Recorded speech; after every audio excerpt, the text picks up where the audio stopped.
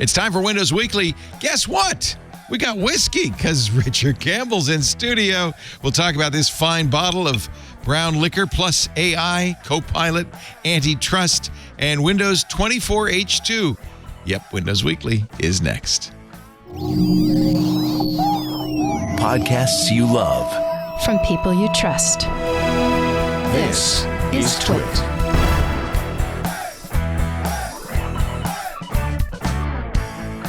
This is Windows Weekly with Paul Thurrott and Richard Campbell, episode 875, recorded Wednesday, April 3rd, 2024. A lot of Neil Diamond. It's time for Windows Weekly, the show where we cover the latest news from Microsoft. Something's a little strange about this episode. I don't know what it could possibly be, except I do know there's a bottle of whiskey next to me. Here he is, appearing in our studio. Richard Campbell from Run As Radio. Yes. You're in town. I am. I was in Vegas last week, as you know, and I had to come to NorCal for a few things. You kind of made sad noises last week about, you're going to be in NorCal. I begged. So. I did. You didn't. You just made sad noises. I talked to She Who Must Be Obeyed and said, I think I'm going to have to spend the day on Wednesday, take a little drive. And I've never been in this studio before, so it's really great to be here. Thank your better half for letting you be here. I don't know why she puts up with me, honestly. I'm so glad you're here. I ask yours the same thing, too, right? Yeah, I don't know why she puts up with me. It's crazy, but it's great to be up here, see everybody in person, and I brought a bottle of whiskey with me. I know you'd be shocked, but it seems like every time I come to your studio, I bring some whiskey. Oh, I don't have to drive. You do. And I do, for a change, right? Last time I didn't, but now. Now, you know who's very sad now? Mr. Paul Thurrott, who is still in Macungie.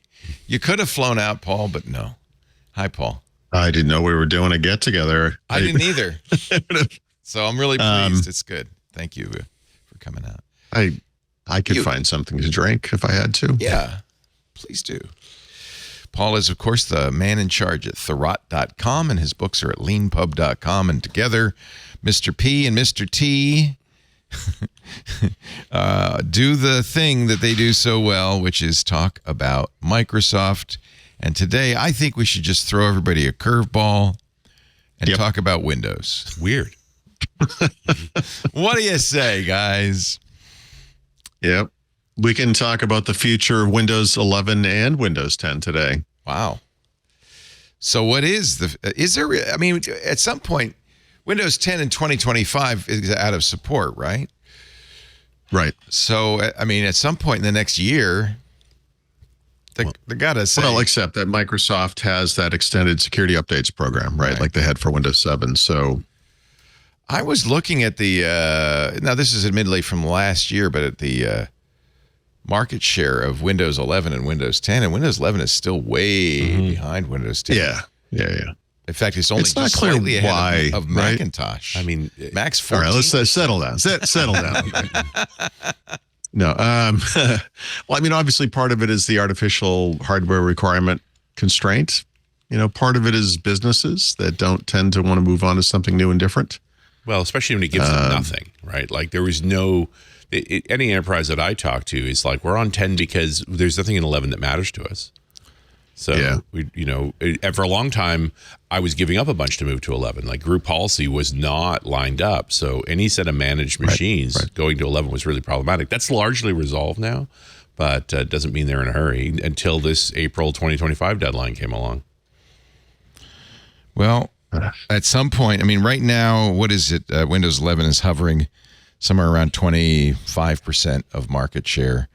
And Windows 10 is somewhere around 70% of market share. So it's got a way. They got a ways to go. Yeah, but we see this, right? It's this happened with XP. It happened with Windows 7. By the way, that's where the other 5% is Windows 7, Windows 8. No, Windows back XP, in the day. and Windows 8. This is a credit stat counter for. And these are the only two supported versions of Windows now. So it's the silver lining here is that Windows 11 is built on top of Windows 10. It's not a dramatic move sideways or up or anything like that. So customers that stay on Windows 10 receive most of the same benefits, especially around security. What is enterprise telegraphing to you? Are they knowing they have a year? Are they going to go with extended support, or are they going to upgrade? No, well, they were waiting for the final pricing, which just has actually come out, and at $60 a machine for the first year. Yikes. That's enough to put a fair bit of pressure on a move. Remember when Windows 10 was... And it doubles year 2, so there's your time frame. It's going to keep going up. And a year is enough time, and most of the benchmarks have been done now. Like, we kind of know where we're at. It's literally... It was April. Now they're saying October is the end of support. Okay. It is October. That's right. Yeah, next year. Yep. So that's enough time, but you have to move, right? That is a budget cycle. So wherever your budget cycle happens to be for your organization, you're like, okay, we got to do this thing. There's going to be some hardware changes, which happens anyway, and you're going to deal with all of that. But nobody's in a hurry, and arguably that deadline shifted once already. They told us it was April 2025. Now it's October. Maybe it'll be April 2026 next. Yeah. I could think of certain Microsoft customers that if they said, we're not going to move and we're not going to pay this, they might adjust their numbers. I don't know. Well, I don't know. I've always been like the future of Windows today guy. So, when Windows 11 was announced, I switched to that immediately. I started working on the book, and this is a little out of order for the show notes, but I last week pulled out an old Surface Book 2, blew it away, went back to Windows 10 just to sort of see if there was going to be any pulling of the heartstrings or anything there. Why would you go backwards? Is this just an experiment? Just on the one. I have 21 computers here. Who cares? It's just one computer. But I just wanted to see what that was like again, right? Yeah. It's been a while. I also looked at my old book, the Windows 10 Field Guide. When was the last time I updated that, And that was almost 3 years ago. In fact, it was tied right to the release of the announcement of Windows 11. The little asterisk caveat there or whatever is that the subsequent releases of Windows 10 introduced no new features, right? Or inconsequential new features. And so the only things that have really changed in Windows 10 from an end user perspective are that some apps were updated to versions that match what we see in Windows 11, like the Photos app and the Store app, actually. Microsoft Edge gets updated every 4 weeks, so that's kind of consistent across platforms. And then Copilot is happening, although I'm not seeing Copilot on this computer, and I've kind of gone back and looked at what they said about that, and that seems to be on its own little rollout or whatever, so I don't know. But I don't know. As a user, I'm not an enterprise, but there's some things in Windows 10 I kind of miss, and most of it is just related to a lack of escalated in certification. Although, to be fair, that did start with Windows 10. It just escalated horribly in Windows 11, and it's gotten much worse in recent years. I missed the File Explorer app. We're going to talk about that. The one that just works? That weird one? The one that actually works, yeah. Works. It's not covered in a bunch of crap that doesn't matter and doesn't slow it down, which is kind of nice. I like that. I really don't like the Settings app. The Windows 11 Settings app is much more logical and easy to use. But yeah, so it's kind of hit or miss. I did get a OneDrive harassment notification, which I thought was amusing. And then I had it silently turn on OneDrive folder backup, which I found less than amusing. Yeah. Just like it does in Windows 11. So that's a consistent behavior, at least. Yeah, you get a little credit for that, I guess. But we're getting to the point now where I don't want to be this guy. Like, I don't want to be the guy where all my tips are how to make Windows not work like Windows because Microsoft can't seem to get it right. I wish it wasn't like that. But here we are. So I don't know. I mean, just from a a user experience aesthetic kind of standpoint, Windows 11 is subjectively prettier, I guess. It's not as old fashioned. Windows 10 was built at a time when maybe Windows Phone was still going to make sense. Oh, just kidding. And, far too late. They've still got this squared off live tiles based UI that, has looked archaic. Yeah, but I can put my taskbar on the left side of my giant wide screen, That's right. I really like put it that on the feature. top. You can make it small. Yeah. There's all these fun little things that we kind of miss. I will say, if you had to pick one major complaint, like one really specific complaint when Windows 11 was released. I think we would all agree it was you right-click the taskbar, and not only was Task Manager not there as an option, but there were no options. There was nothing there. Like there was... the only thing there was a dialogue that said, don't right-click again. Yeah, don't right-click. Well, you could do taskbar settings. In the initial release of Windows 11, there was one choice. And now I will say years later now, 2.5 years later, whatever it is, I right-click on the taskbar on Windows 10 and I think, oof, look at way too much stuff there. Way too much stuff. And it's stuff that is so esoteric and unnecessary to most people, right? I know everyone has their little pet feature they love, but I don't know. It was an interesting exercise. I'll keep it going. I want to see if I got to tell you, I'm still not in arrives. love with Win 11's tendency when you right-click on a file to create little icons either on the top or the bottom and hide the main things that you want to do in those icons that you can't identify. When you simplify a user interface, by nature, you have to get rid of things. So you're going to hide features that people, want. The thing you're describing is, I think, the ugliest and stupidest design decision that they made, is that some of the more common features that you would access from right-click, like copy, paste, rename, etc., they don't have the names on them. They're just little icons. So it's like looking at Egyptian hieroglyphics but only of the stuff that you care about. They're very specific. About take the ones that people care about and move them. So I don't. This could still happen, I guess, in time for 24H2. But for a little while there, they were testing putting the labels back, right? Just that'd be common nice. sense. You're in this place now where you get two versions out of each feature idea: the version where you put it in, and the version where you take it back out again. I since you mentioned this feature, I feel compelled to also mention that when you right-click on the desktop or anything on the desktop, actually, it's probably true of anything you right-click, but let's just use the desktop as the obvious example. Those icons that you're talking about, the ones that are just icons without labels, will appear on the top or the bottom, depending on where you click on the screen. And this is just one of those misguided, we're trying to be helpful notions, but what they were trying to do was make it less of a distance to travel with the mouse cursor. Right.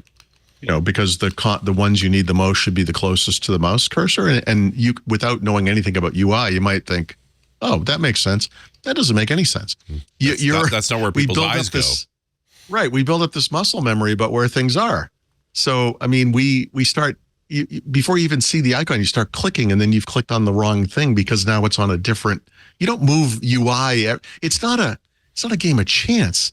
The consistency actually matters too. So anyway, they missed the April Fool's Day version where when you moved to the one on the bottom, it didn't flip up to the top. Like that'd be ours. Yeah, exactly. Right. It's like, wasn't that on the bottom before? What's happening here? Yeah, no, it's weird. Yeah. So, I just realized, we've moved things around. I'm like, speaking of moving things around, like my notes are in a different order. I reorganized them to reflect the actual order of the. That's cool. I was looking at that and I'm thinking, Did you? Am I going crazy? I am on top of things. By the way, I was just describing. Very pleased to see that the lady running across the beach is still running across the beach on the desktop. This was pre-Me Too because the latest version has that movie executive running behind her. You say it's like riding a bike. Back to the good old days. Yeah. Don't stick your foot in the front wheel. Yeah, or anything else for that matter. Right. Yeah. I'll leave it Windows 10 at this. I get it. I get why people, not businesses, but people would stay with this. Like, I get it. Yeah. Obviously, I understand why businesses would stick with it. For me personally, and this, I books and blah, blah, blah, whatever, but I do prefer, for all the ugly little things and whatever problems I have with Windows 11, I guess I still do prefer it to Windows 10. But you did the right thing to be sure. You went back and had that experience. I waited longer than I should have, honestly. Yeah. But I did, yeah. So I'll keep it going. I mean, I'm not going to use it every single day, but I've actually been using it since I did this. I keep, I don't know, foolishly expecting something to change. I don't know what I'm thinking is going to happen. I mean, the next story here is what's the upgrade experience from Windows 10 to 11 now? Because you did that so early on. Plus, you're prone to paving machines anyway. So, going through an upgrade cycle is interesting. Yep. I wish you could on a physical machine do what you can do on a virtual machine, which is just kind of set a checkpoint and say, I'm going to upgrade this thing and then I'm going to just go back, Yep. just to see what that looks like. But we'll see. There are. The funny thing is, remember, the machine can I think do it was that, last right? week. Like, if you ever done a P to V, the physical to virtual conversion of typically only do this with servers, but it literally kicks the server continues to run, and any changes that are happening on the file system are literally logged. Right. While they synchronize a copy up to the virtual machine, and then they catch it up and then move it. Like, it just speaks I don't know if you could do this.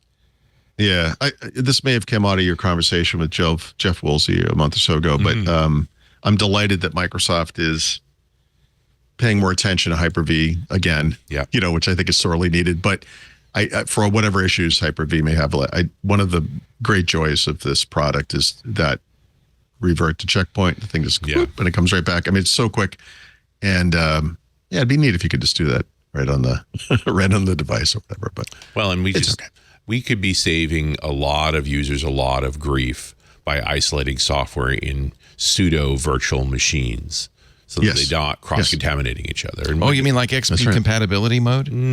Yeah, did we talk more like ourselves into this sandboxes? last week? Yeah. So this was the plan for Windows 10X, right? Mm-hmm. This arguably is the architecture of modern Xbox consoles, a Hyper-V based situation. And I think it was us and last week, and we were talking about maybe bringing these like an Xbox OS down to like a portable gaming PC and running that instead of Windows. And this notion of, if they just architected Windows right, I mean, this could work great. They have it there. It's all there, right? It just isn't available, I guess. I don't know.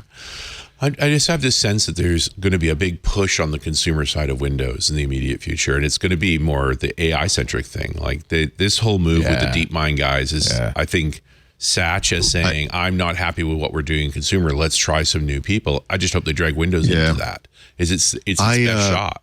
And that's how you get people to upgrade. You give them a feature that's compelling. That's compelling. Yeah. So there were a million thoughts to that.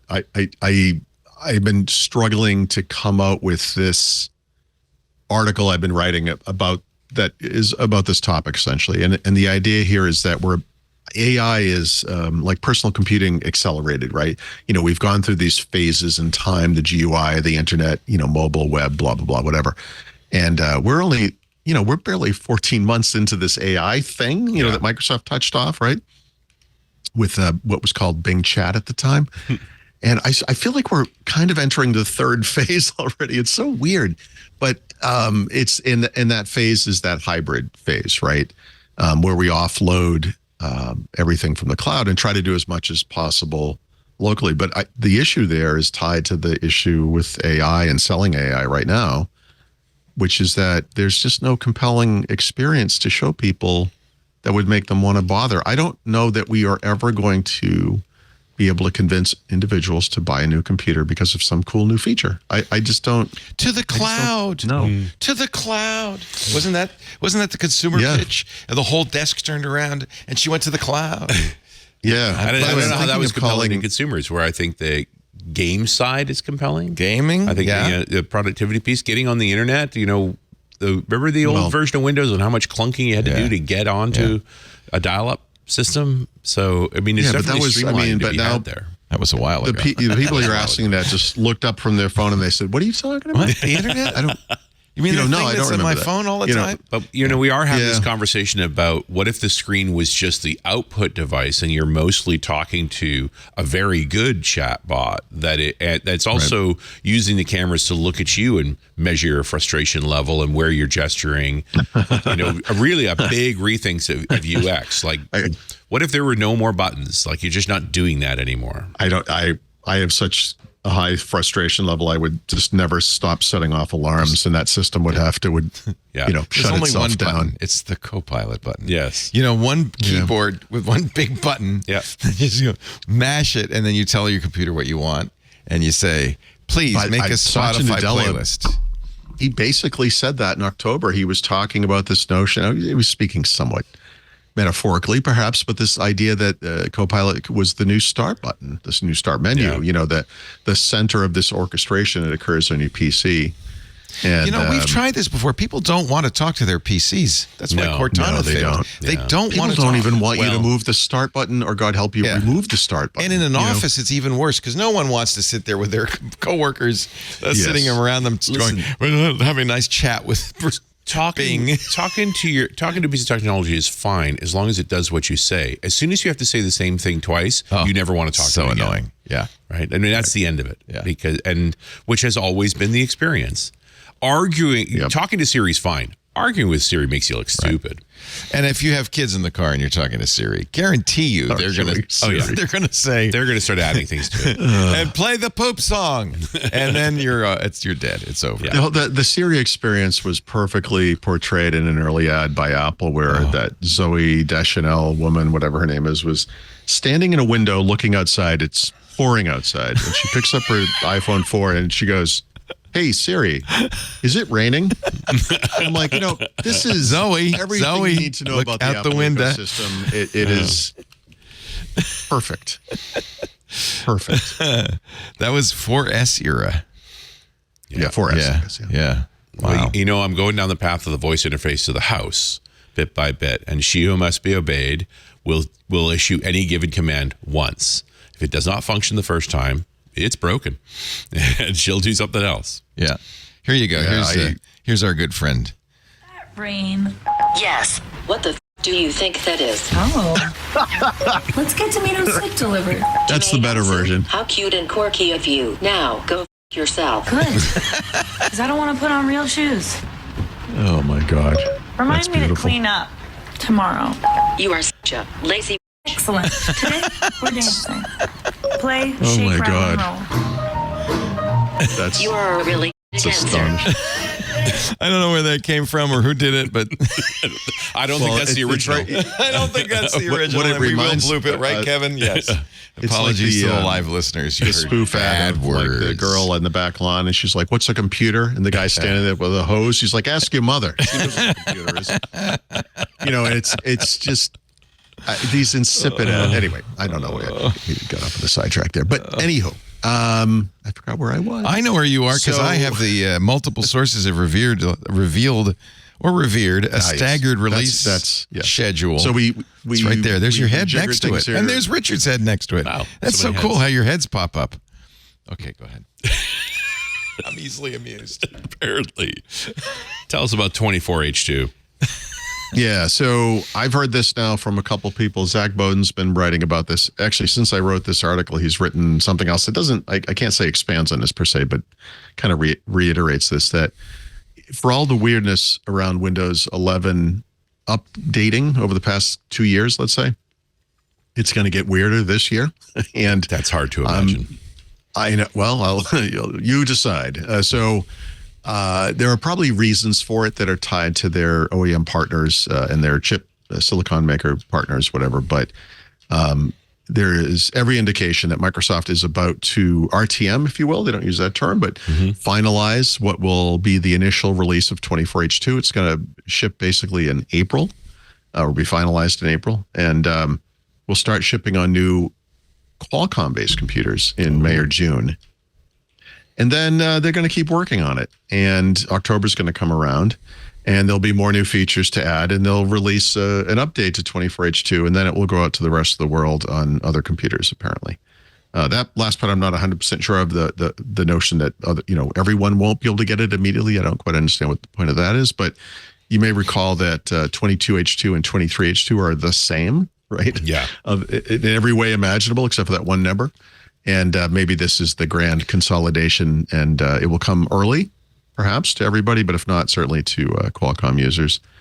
And it's surprising to go ARM first, like where you probably have the most problems because you're still just getting fit and finish around the CPU design. Like that surprises me. I think it's really interesting to see Qualcomm saying, "Oh, we're going to be faster than Intel Yeah. Ultra. We're going to be better.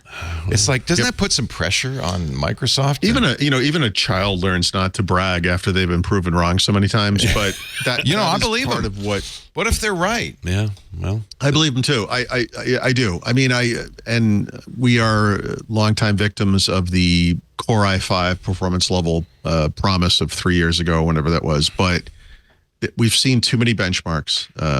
There's just been too much information from the outside that has. We saw Google release Chrome. Why would they do that? yeah. This is not a company that takes a bet, makes No kidding. bets The on the Chrome version PC for ever. ARM. Yeah. Ever. Is that them saying So- we think that's the future of Windows? I mean, I don't want to read too much into it, but this is a platform that has so little share now. It has no share, basically. And for anyone to release software on that platform is very interesting to me. So a company, look, like Stardock is releasing versions of their apps for in native ARM form. Okay, that's a small little company that does Windows software, right? Yeah. Google is not that kind of company at all. I mean, This I think it also means might be just a something. straight triage. Like, how is the thing written? Because it's mostly in C. You're just It's pretty portable. You're just You can changing the underlying libraries. It's not that tough to do. Yeah. Arguably, if you're working in C#, because the CLR will take care of it for you. Not that difficult to do either. So, you do a triage, run down and say, who are the easy ones? Let's pick a couple and see what happens. But again, because it's Google, it's easy to do. It's not even the issue. Like they just wouldn't do it. It's a business. So- That's a strategic business decision, not a programmer decision. Right? Yeah. Do you think that was like a look- tit for tat kind of thing? They swapped off? I don't know. I honestly think they may be reading the tea leaves and saying, look what Apple's done with their M Well, that's what I was going to say. Anyone who's used an M whatever based Mac Yeah. has come away with the same. You couldn't find. Now, someone's going to raise their hand in the back of the room and seriously go seek help. But you couldn't find an individual who used one of these things. It wasn't blown away. Yeah. It's not just okay.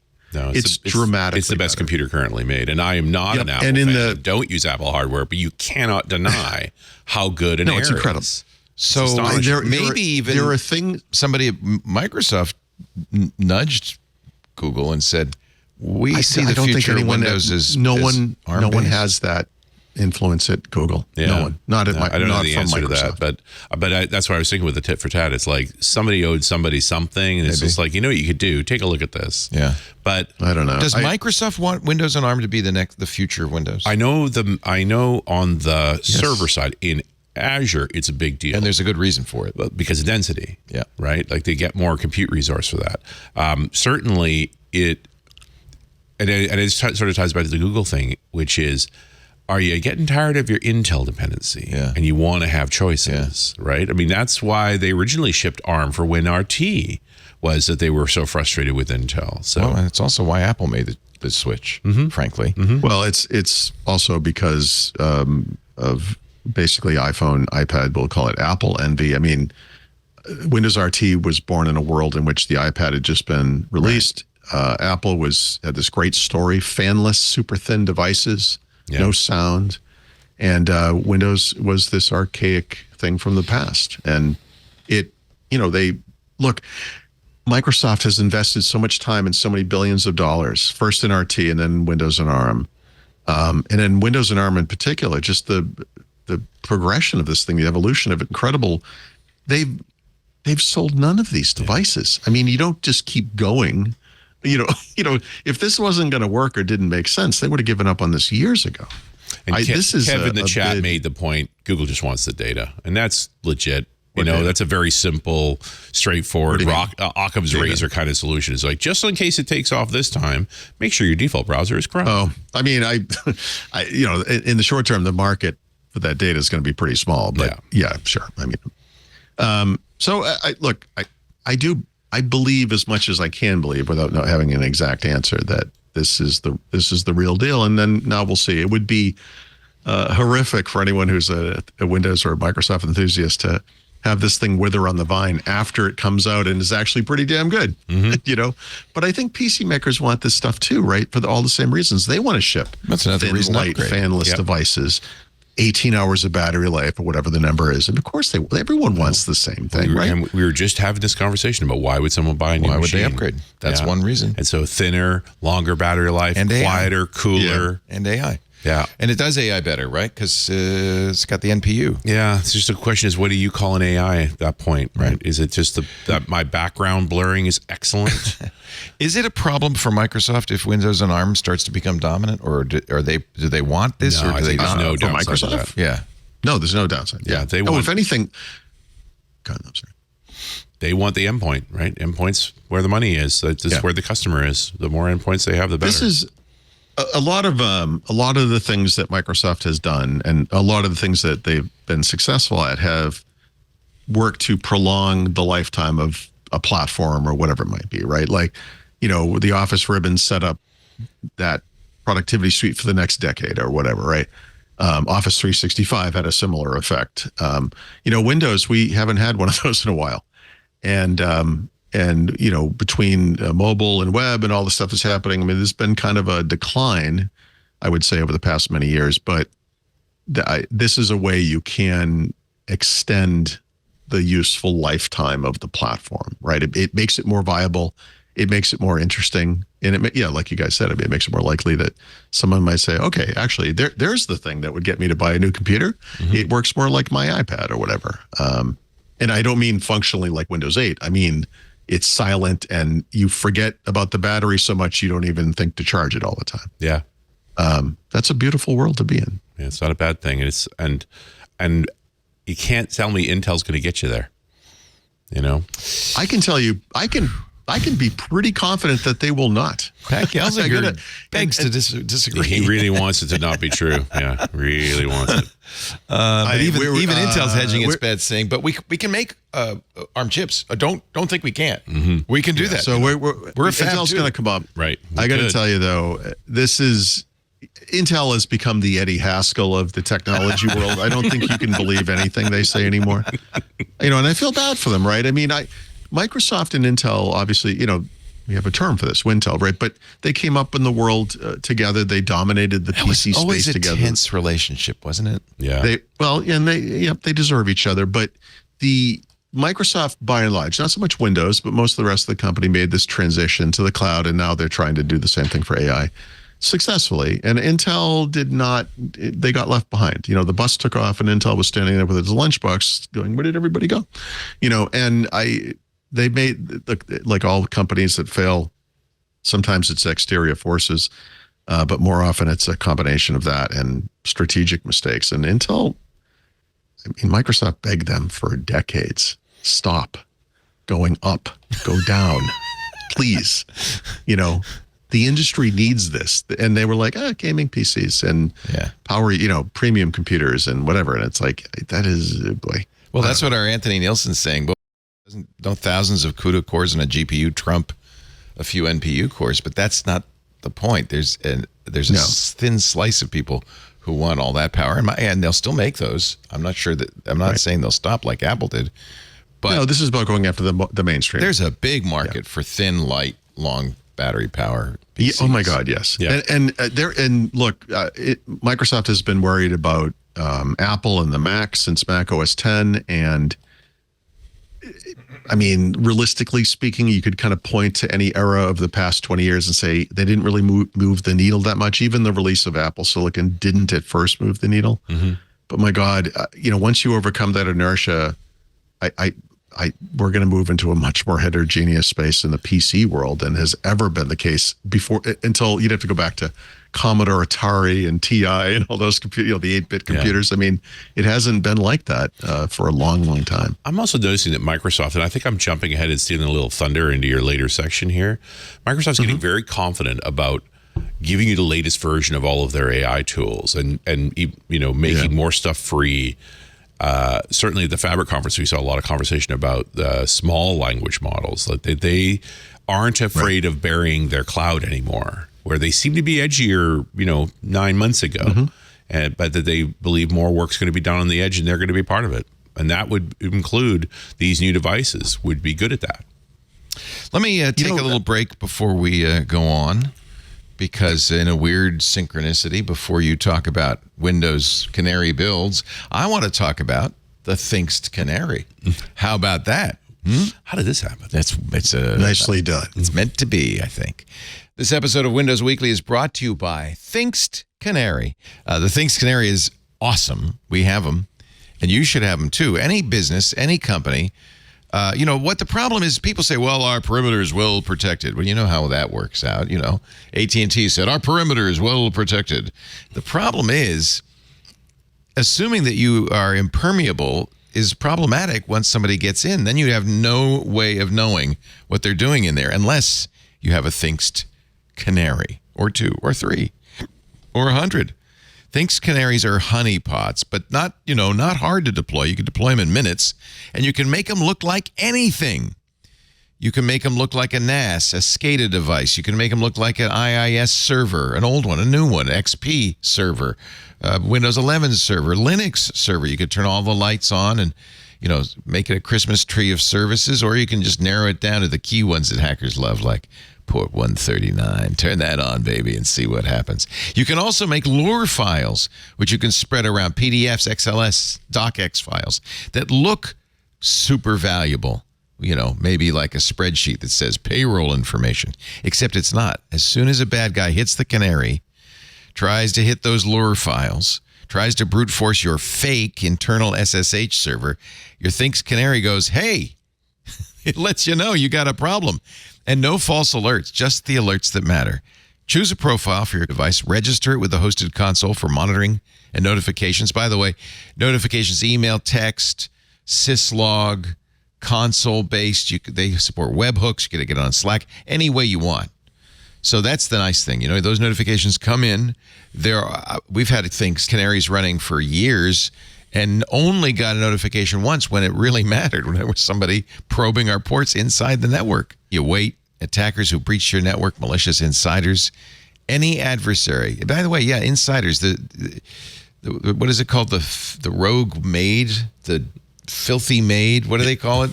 The disgruntled employee. Disgruntled employee maid. Somebody in the network already. And they'll hit the Thinks Canary. Don't tell them about it, by the way. You just keep it to yourself. But when they hit it, you will know. All right, let me give you the deets, the specifics. Canary.tools/twit, Canary.tools/twit. Let's say you want 5, which is a small number. Banks might have hundreds. Back-end casino operations might have thousands. But let's say you want 5. That's $7,500 a year. You get 5 Thinks Canaries. You get your own hosted console. You get the upgrades. You get the support. You get the maintenance. If you use the code TWIT in the How Did You Hear About Us box, you're going to cut 10% off that price forever, for life. And here's the best part. You can always, if you're at all skeptical, you can return them for a full money-back guarantee anytime in the first 2 months. That's 60 days to try it out. I have to tell you, though, in all the years we've been talking about Thinks Canaries, not one person has asked for that refund.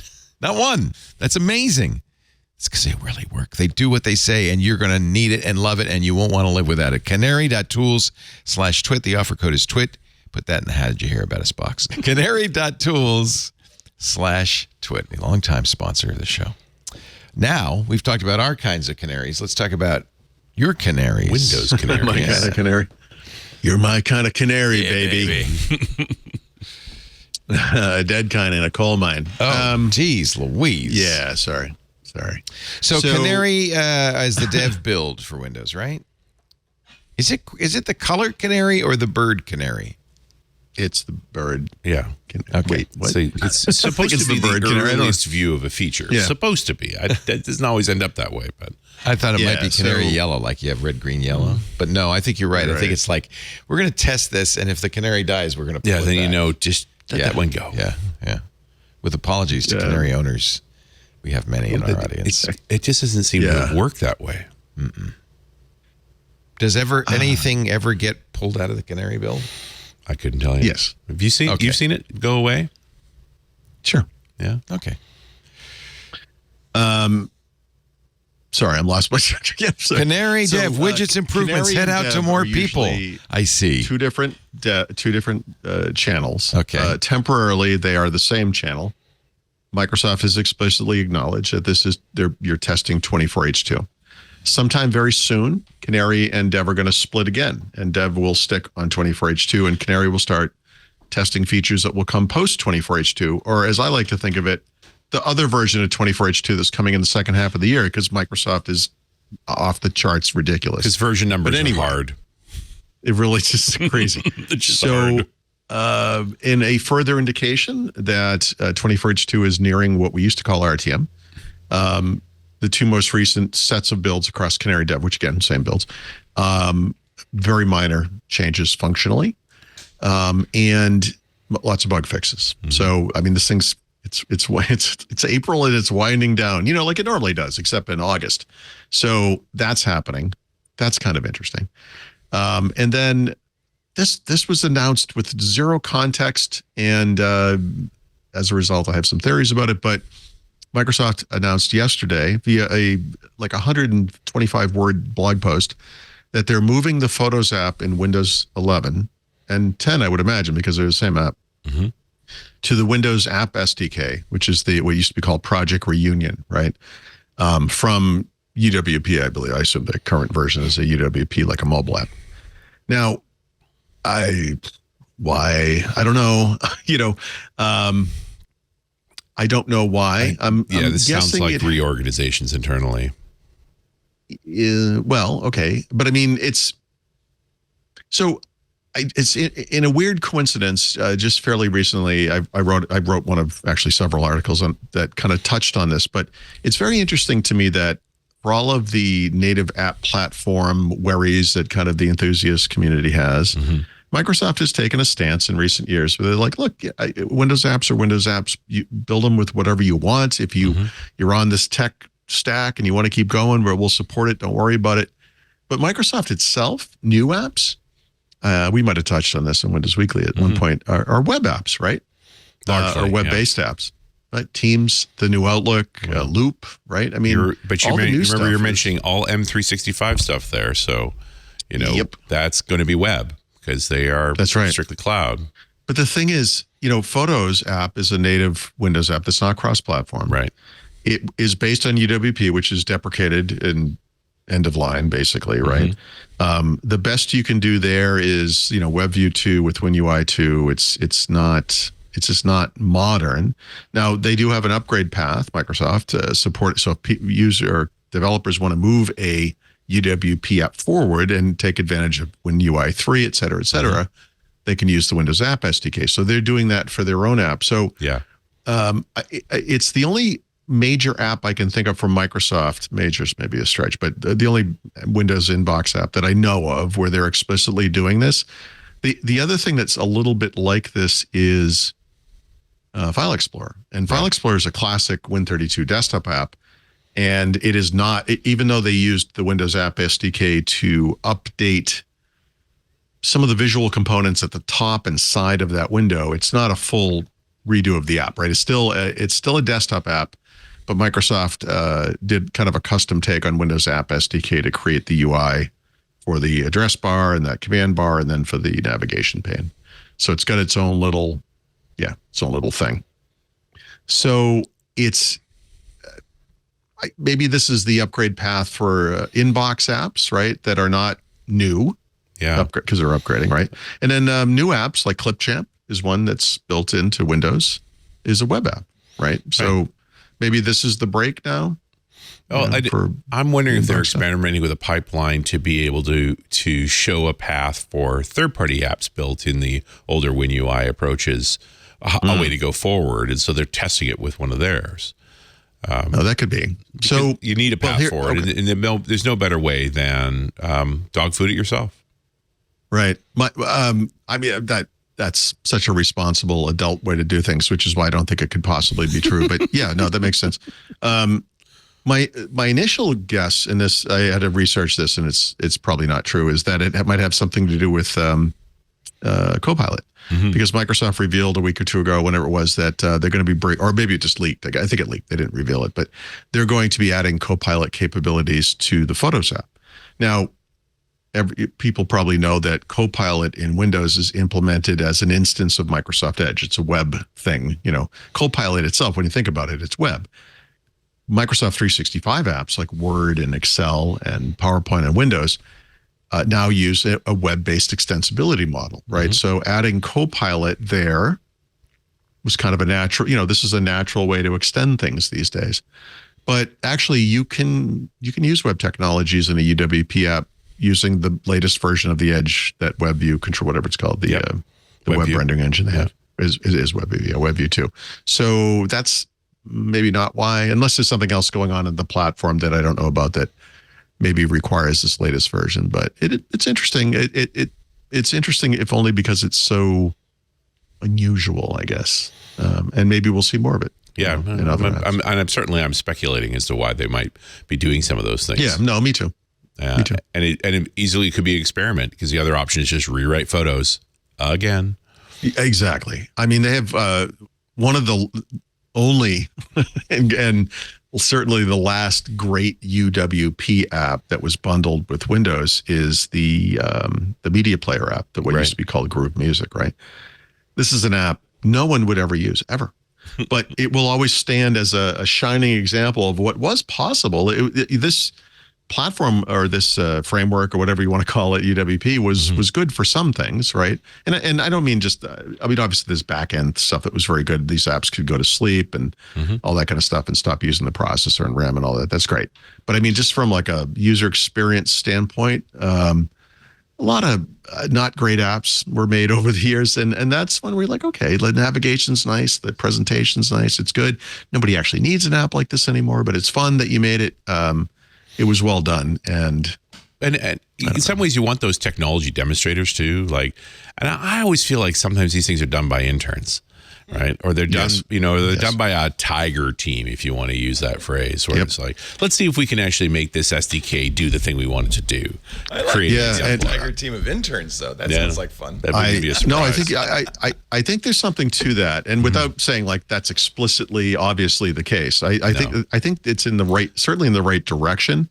The thing that's kind of odd about Windows and apps, and the apps that are built into Windows and all that, is that when people will make fun of this stuff, but when Microsoft adds something like background image or background removal to Paint, right, which is one of the oldest of old school Windows apps, or they are now adding AI text creation capabilities to Notepad, a lot of people, naturally, it's understandable, would say, "Oh, it's like, what are you doing? Like, why do you even touch this thing? Just leave it alone." But actually, that work is far more difficult than creating like a silly little media app. These responsible paths forward to let other developers who've also built things find a way to move them forward, because you have an exemplar, right? Like, here's an app that went through the same migration you're going to need to go through, and we knock down some bugbears along the way so that you have a chance to make it there without have to do all the heavy lifting. Yeah, they don't do this enough, but they do. The teams that make these changes and make design these things will speak publicly, and they'll talk about it and they explain it. And they're hard to find. This used to be super common in the Windows space.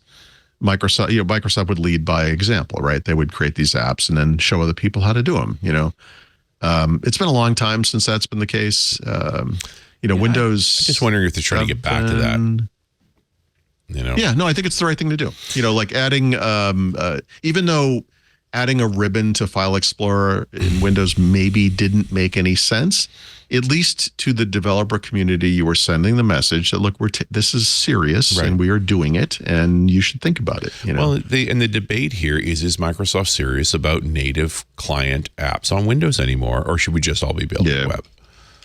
Because there's definitely in the Win 8 timeframe, we were told it's a JavaScript world, and that's why we're going to make WinJS so that even JavaScript developers can work in Windows. Except that what they made was something JavaScript developers looked at and go, "Whoa, I'm not going to do that." No, this was they repeated the same mistakes of the Longhorn era. Like, it's like web stuff, it's not web. Yeah, I honestly though, I just looking at I'm reading a little bit into it because we don't have a lot of these examples yet, but I think Microsoft is, in a way, not leading, but showing that they too are following the same trends that other developers are following, which is, if you're creating a new app that's going to run on desktop, web. If you have an existing app and you want to upgrade it with modern features, maybe WinUI 3 user experience, whatever, we have this path forward for those apps too. And they're doing that, I think, across the board. So, I can't say. At the same time, there's also a bit of feeling around saying, "What if we're wrong? So let's go, try this other path with another app." And only somebody with meticulous OCD would find all of the examples and go, "What is this?" I don't I don't even know what you mean by that. Let's move on. So, speaking of OCD, one of the little ways that Microsoft tried to make it easy to move forward to Windows 11 was they allowed users to move the start button and the start menu from the middle of the screen over the side of the screen where it used to be. Right. Or as some people would say, where God intended it to be, right? Of course, they didn't let you move the taskbar around, whatever they Microsoft I like it in the gives top and left-hand Microsoft corner, thanks. Takes.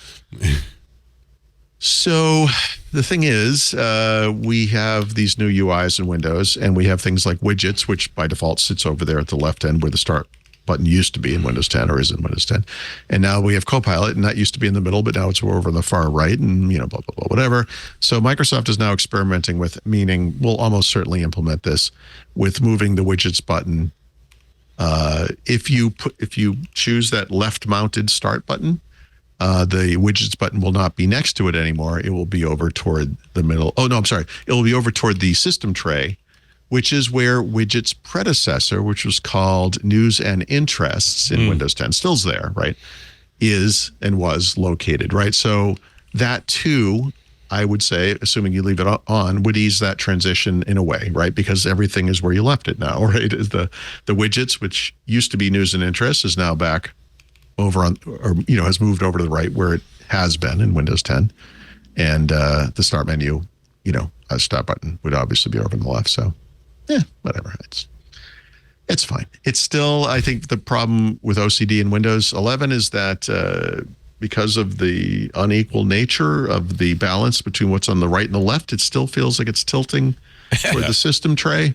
Right? Are they going to put something else in that corner? Why are they moving it over? That's what I'm saying. They're tilting it even further. So they're making it worse. Yeah. But it's okay. Is everything going to be in the center eventually? Where jobs intended. I leave where jobs intended. Yeah. Well, what Microsoft can't do is move fully to the Mac model and put a system menu at the top of the screen, right? Right. Because all apps implement their own menus in different ways and do different things, and we just can't do that. And if they could, you would have a system where you might be able to have status icons and things up at the top, and that would it would look a lot like the Mac. I guess that's the single biggest difference. That and where the Windows Zoom buttons are. I mean, that's pretty much it. Having that menu bar permanently at the top of the screen is actually kind of weird. I kind of prefer the way Linux and Windows do it, with it's attached to the window. Yeah, I'm kind of mixed on it. There's a consistency to the menu structures you see on Apple, which you always know where to move that mouse to get system preferences. Preferences for an app are always in the same place, and preferences for the Mac in this case are always in the same place and available no matter which app you're using. So there's things I like about it, but and then of course, Apple added a full screen mode to Mac OS. I don't remember when, but that changed the nature of that green button that used to be maximize is now mostly full screen, right? Right. For most apps. It's not really a little different. So you can still go full screen. It's unpredictable. I don't know what you're going to get. It's like a box of chocolates. I think it's, sometimes you get the one with the cherry in the middle, and you're like, what is that? So you're like, I'm using the dock again. Yeah. Okay. So we have this empty there's space. pros and cons. I don't know what's going to happen over on the left there. I don't know. Maybe they'll have. You're going to come in one day and your monitor will be tilted like 27 degrees, and you're going to be like, "Is that because of all the icons on the right side of the taskbar?" I think a larger than normal number of Windows users are OCD, or PC users are OCD. So it's kind of. You think the free thinkers over the Mac side aren't OCD? I don't know. Everybody's OCD. Everybody's computing is OCD by its nature. I almost just said I'm OCD. The ones that are commenting on where the UX is. Right. Most people don't notice, don't care. People on Apple are passive though, because they don't get a choice. Yes. And so it's just if they ask, they're told they're holding it wrong. Yeah. They know no one's listening. Yeah. If they say I think it was Stephen Wright who said I have a really bad form of what we used to call ADHD or ADHD. He's like, I have ADHD or whatever, like AD, like I have ADHD, OCD. Yeah. Well, anyway, and is this an experiment or this is the future? It's right now it's a test, but it will be in public tomorrow. That's how they do things now. So it's happening. There's no doubt this is happening. And I have to say, this is one instance where it actually kind of makes sense. It mimics the way that Windows 10 works. And I think the goal, if it is to get people to come from Windows 10. This will help in a small way for those people. But then again, OCD types, they're going to turn that stuff off. Yep. So who cares where it is? What I really don't like is the search, what do you call it? Chubby thing that has the pill. The pill, that's it. Has on mine now has a like it had Harry Houdini and some handcuffs the other day. Right. It has little every day. Get rid of the art. Like what is that about? It's confusing because it's so small. Yeah. I said that looks like handcuffs. Why are there handcuffs in my pill? Yeah. I'm getting subliminal messages from my software. I just don't. I think that's. So I'm sorry. You're saying that there was a pill and then there were handcuffs. And what happened next? And then Harry Houdini appeared on his birthday. Then you woke up in a room and you were like, "What's happening?" And I didn't have Is a this kidney. a Saw movie? What? Yeah. So in the same way that Google does that thing on their search page where they have a little design every day, Microsoft is trying to do that. And that's what it is. No, I figured that out. Yeah, because if you click it, it does the same thing as Google does. But because I complained about the cartoon dog in Windows XP and how that little guy would truck his way off, when you turn him off. I always hated that. And they were like, all right, how can we make Windows childish again? I have an idea. Let's put a cartoon right in the taskbar that people won't understand and can't remove. How does that sound? When I was a DJ, I flattered myself that people wanted to hear little tidbits, this day in history, or this is Harry Houdini's birthday. I thought they liked that until the station formatted it changed and it said light rock, less talk. Less talk, Leo. Actually, the tagline was light rock, less talk, Leo. Less Leo is how I realized is what people didn't want to know. That's curiously specific. In history, they didn't want to know whose birthday was. They just shut up and play the music. That's when I became a talk show host, because then there's no music. I like the talk part. I like the talk part. Sue me. You wouldn't be on the radio if you didn't like the sound of your own voice. Well, I became a DJ because I thought I liked music, right? I was in college and I loved working at college radio. I thought, I love music. It'll be so much fun to play music for a living, spin discs, create segues. And then I got my first commercial job and they gave me a listing and said, here's what you play. It's a lot of Neil Diamond, I know, but the people love it. Yikes. And I realized that, okay, well, it's not about the music anymore. Yeah, I'm not playing music. I'm being told. So you were one of those guys who talked right up to the last second before the lyrics began, right? Yeah. Is like 56 degrees of the city. Happy Harry Houdini birthday to you. And speaking of escape, here's Rupert Murdoch and Pina Colada song. The other Rupert. The other Rupert. The Pina Colada song guy or whatever that is. Actually, whose real name is Escape. People didn't know that. Yes. I'm playing that. Right. The Pina Colada song. Because it's Harry Houdini's birthday on this Wednesday afternoon. A good afternoon to you. 56 degrees in the city. I turn off search in the taskbar. Yeah, so I don't want to see again. If you really have OCD or ADHD or whatever we're calling it this week, you just turn that stuff off because you can't deal with it. Yeah, and you don't need it. How many times have you used a computer where you're focusing on whatever the job is, and out of the corner of your eye, something's moving around? Yeah. And you're like, is there a bug on my desk, a mouse? It's up to stuff. And it's some stupid little thing in Windows for me, maybe the Mac for you. Remember the Mac OS used to have the icons that would alert you, and it would not stop moving until you addressed it. And I remember a friend of mine telling me that was a wonderful feature because otherwise you would miss the notification. I said, really? I said, while you're watching TV, I'm going to do this. And let me know when this starts getting annoying because you're watching TV.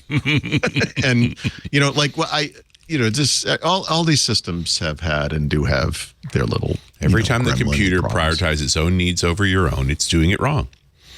That's right. Right. Or in Microsoft's current strategy, doing it right. Yeah. So I see that Dropbox is in my Microsoft store. How nice. Yeah, which you may be confused by because there was a Dropbox app that was released many years ago, but that version of the app was just kind of a front end. In fact, I think OneDrive used to have an app like this in those dark years where we didn't have folder sync or whatever. But remember the initial folder sync implementation they found was a huge problem. They got rid of it, and there was some weird Windows 8 something version where we didn't have it briefly. This is the actual client, apparently. It's not the old mobile client. So it's still in beta.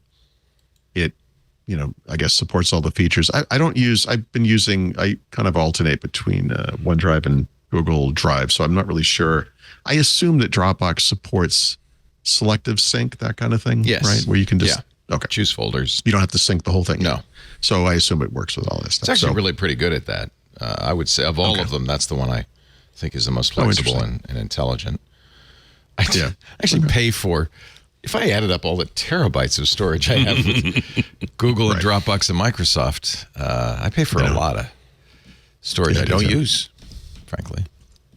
I use a lot of it, but yeah. Lisa asked me the other day, she says, why are you paying for Dropbox Professional? I said, I don't know. I really don't know. I don't know.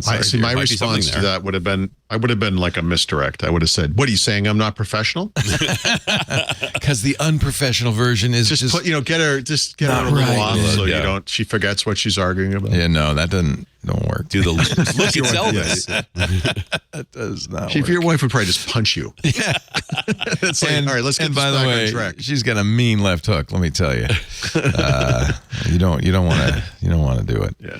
So no, I just no, she was right. I don't. Why am I paying for that? I don't know. I think I did cancel it. I can't remember. Right. Yeah. Oh yeah. See, now they're trying to get me to buy it again. Now that's the only way you know you canceled it. Yeah. That's when they start begging you. Wow, 15,000 gigabytes. That's a lovely number. Huh? We have. Wait, what? That's the Business Plus. Weird way to write that. Yeah. How many megabytes is it? Well, that's 15 million megabytes. Yes. That's a lot of megabytes. Million That's MP3s. 15 billion kilobytes. Yeah, that's a lot of kilobytes. Anyway, yeah. I don't have anything on here. I should really... Because even in you downgrade, you still have an account with stuff on there. I don't know. And every time someone sends you something through Dropbox, even when you don't have a Dropbox account, it's trying very hard to get you to Dropbox. It's like, just download the file for me. Thanks. Did you know you can get documents signed right in Dropbox? No. I'm listening. Can I pay extra for that? Well, your regular business trial is 9,000 gigabytes. So that's 9 terabytes. Yeah. Right? Why did that's 15 terabytes. Professional. Yeah. Or 0.15 petabytes. There you go. That's what they really should be doing. Would you like 0.0015 exabytes? We can get that for you. How many zottabytes is that? LLMs could I fit in this thing? I was watching The Three Body Problem, which I'm quite enjoying on Netflix. And at one point, they have a file that is several petabytes. And they're kind of going, nice. That's it's on a thumb drive. Yeah, it is. It's on a little red. Take it on a USB. That's the only way they can do that thing. But remember back in the day, for a period of time, one of the ways you could show tension was waiting for the floppy to copy fully so you could get out of there. The progress bar. Oh yeah, the progress bar. Well, it's already on the red thing. So this way they showed tension is it's encrypted, and the guy says, "Well, how long is this going to take to encrypt?" He says, "Well, I don't know." He said, "Well, give me a guess.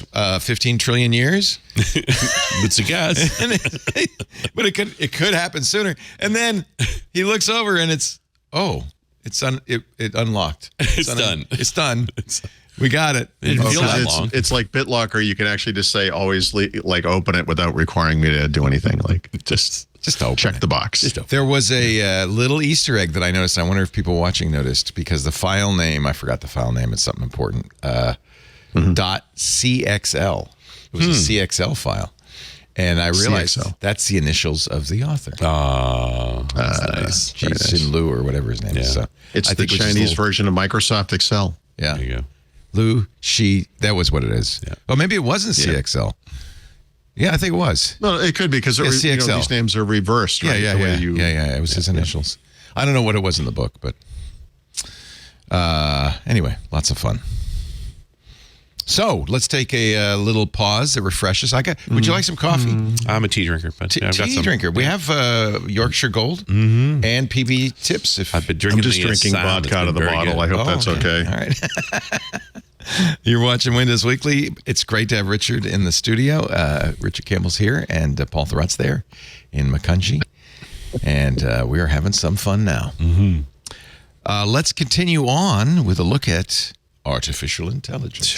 There's really any such thing. These breaks stink. I can't even go to the bathroom. Okay. No, you go to the bathroom. You can go to the bathroom. We'll wait. Yeah, It's fine. It's fine. It's just like AI. Everything's faster now. It's fine. So I got a Copilot button, but I don't have a P button. What's up with that? Exactly. putting a Copilot button on the keyboard is very much like putting Harry Houdini in his cufflinks. It's just those kind of the same thing. It's more. It's almost a non why are there sequitur. handcuffs? It's like More what is visual distraction. It's just distracting. I don't need a Copilot button. It's more of a cause for confusion than for help. Yes, That's exactly right. You are not making the situation better. This year is going to be difficult for people like me or anyone who cares about Microsoft 365 or just trying to stay up on what's going on because we're getting stuff so quickly. I think probably a month ago I would have mentioned that Microsoft is now going to start documenting publicly all the features it's adding to Copilot or Microsoft 365 specifically every month. And so we've just gotten our second such update, and it introduces some important AI language. This is one of the problems with AI. All the linguistic baggage it comes with, and this term ground and grounding. And this is the kind of, I think of as maybe at least for now, the holy grail of AI, which is that we all know how powerful and incredible it can be, but we also know how horribly off it can be and hallucinations and mistakes and whatever.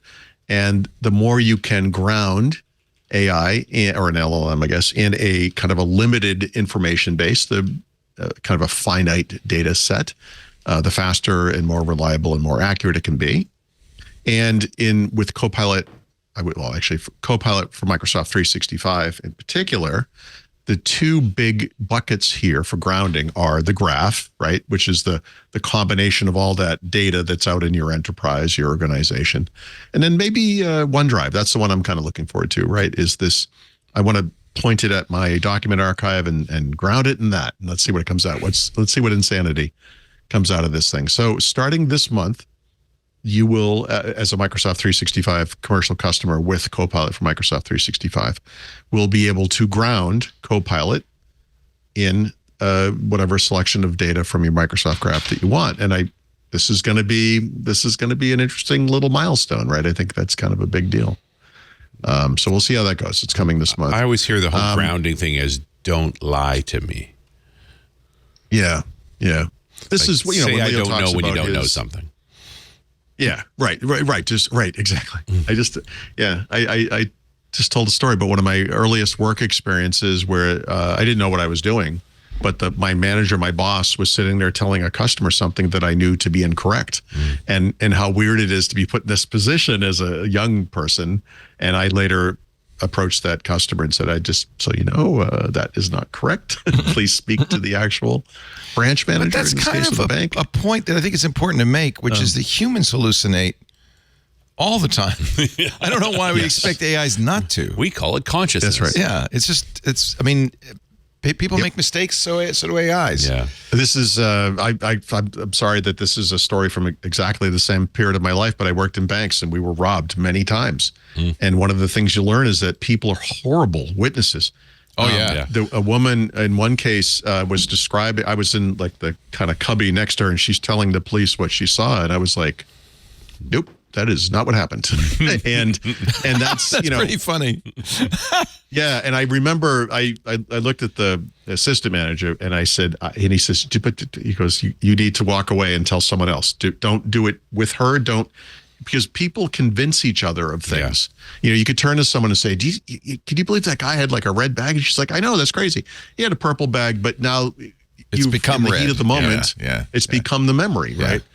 And I'm not saying that's why AI is inaccurate, but it is a fascinating thing about people that our recollection of things are just all over the So you were map. mentioning this custom AI.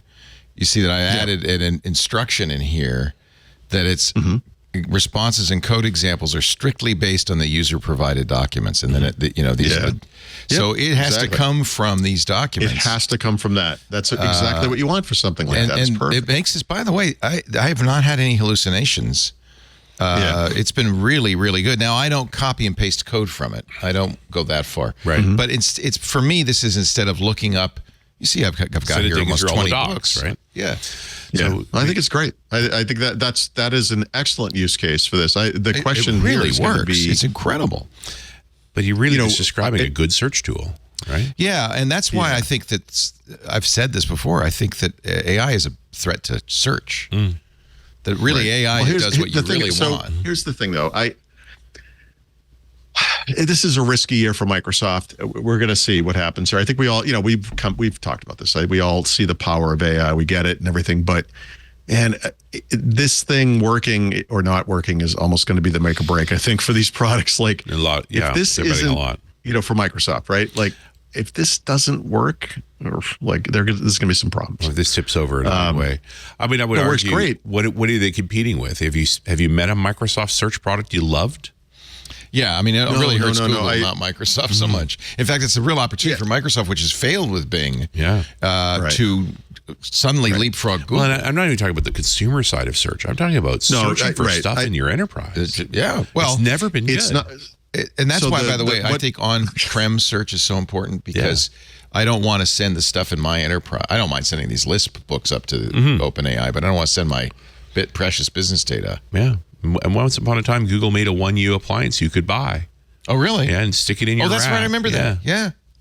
Your own search. It just wasn't actually good for Google's business. And it wasn't really probably good for anybody's. It worked pretty well internally, but it wasn't. Google's business is not providing good search. It's harvesting your data. Oh. And so keeping it inside of your company ruins everything. It's a profit deal. Yeah. I'm sorry, Paul, you were saying something?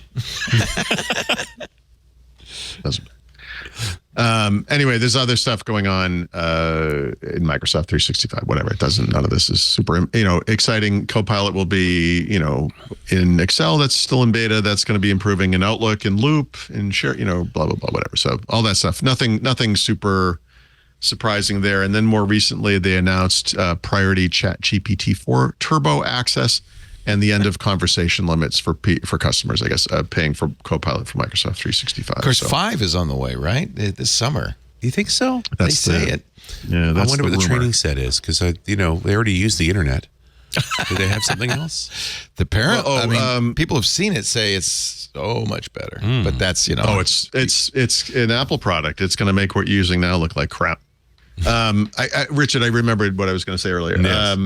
What Microsoft if this fails, like what's the competition?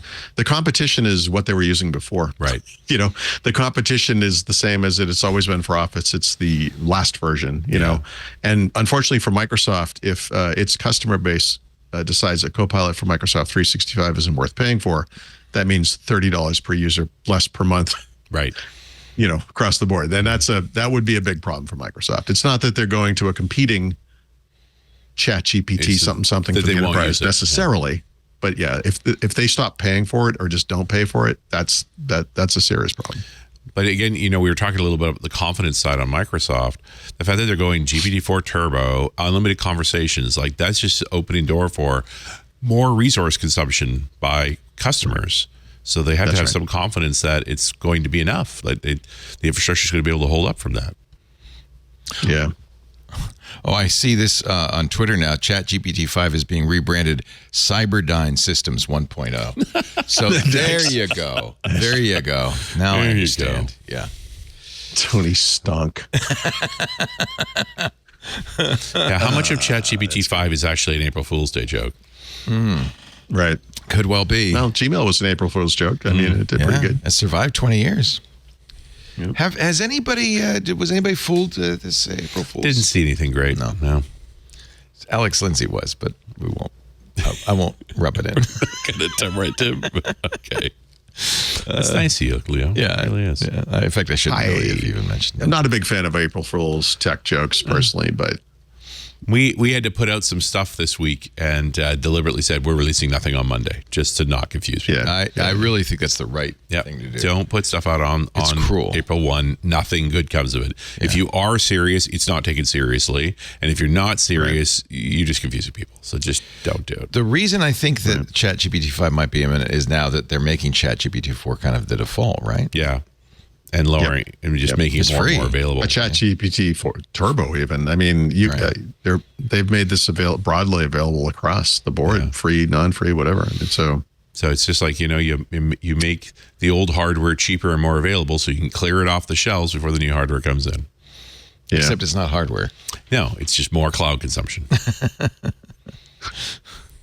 How much space does consumption? It doesn't matter. Okay, so How many so holes does it take to OpenAI fill the is Albert Hall? It's the same answer. I think. Yeah, right there you go. They're allowing people to use ChatGPT without an account. Not limited, but whatever. So I guess anyone can get a little taste of AI. The first hit is free, as we say. Is this anxiety? Are they worried you're not getting enough customers? Is customer momentum dying down? Like, why give away more? Right. Especially since it costs So you money. Cynical, right? I mean, everybody I just thought who it was uses out it of the is goodness of costing their you. heart. Now you're undermining my good feelings about OpenAI. I don't know. I'm sorry. You're talking about Paul's good feelings? That's so weird. I'm usually the cynical one. What's happening? Do you think they feel the competition breathing down their necks? I mean, I wonder that. I mean, and definitely we're in a land rush right now. Get your customer while you can. Yep. Oh, yeah.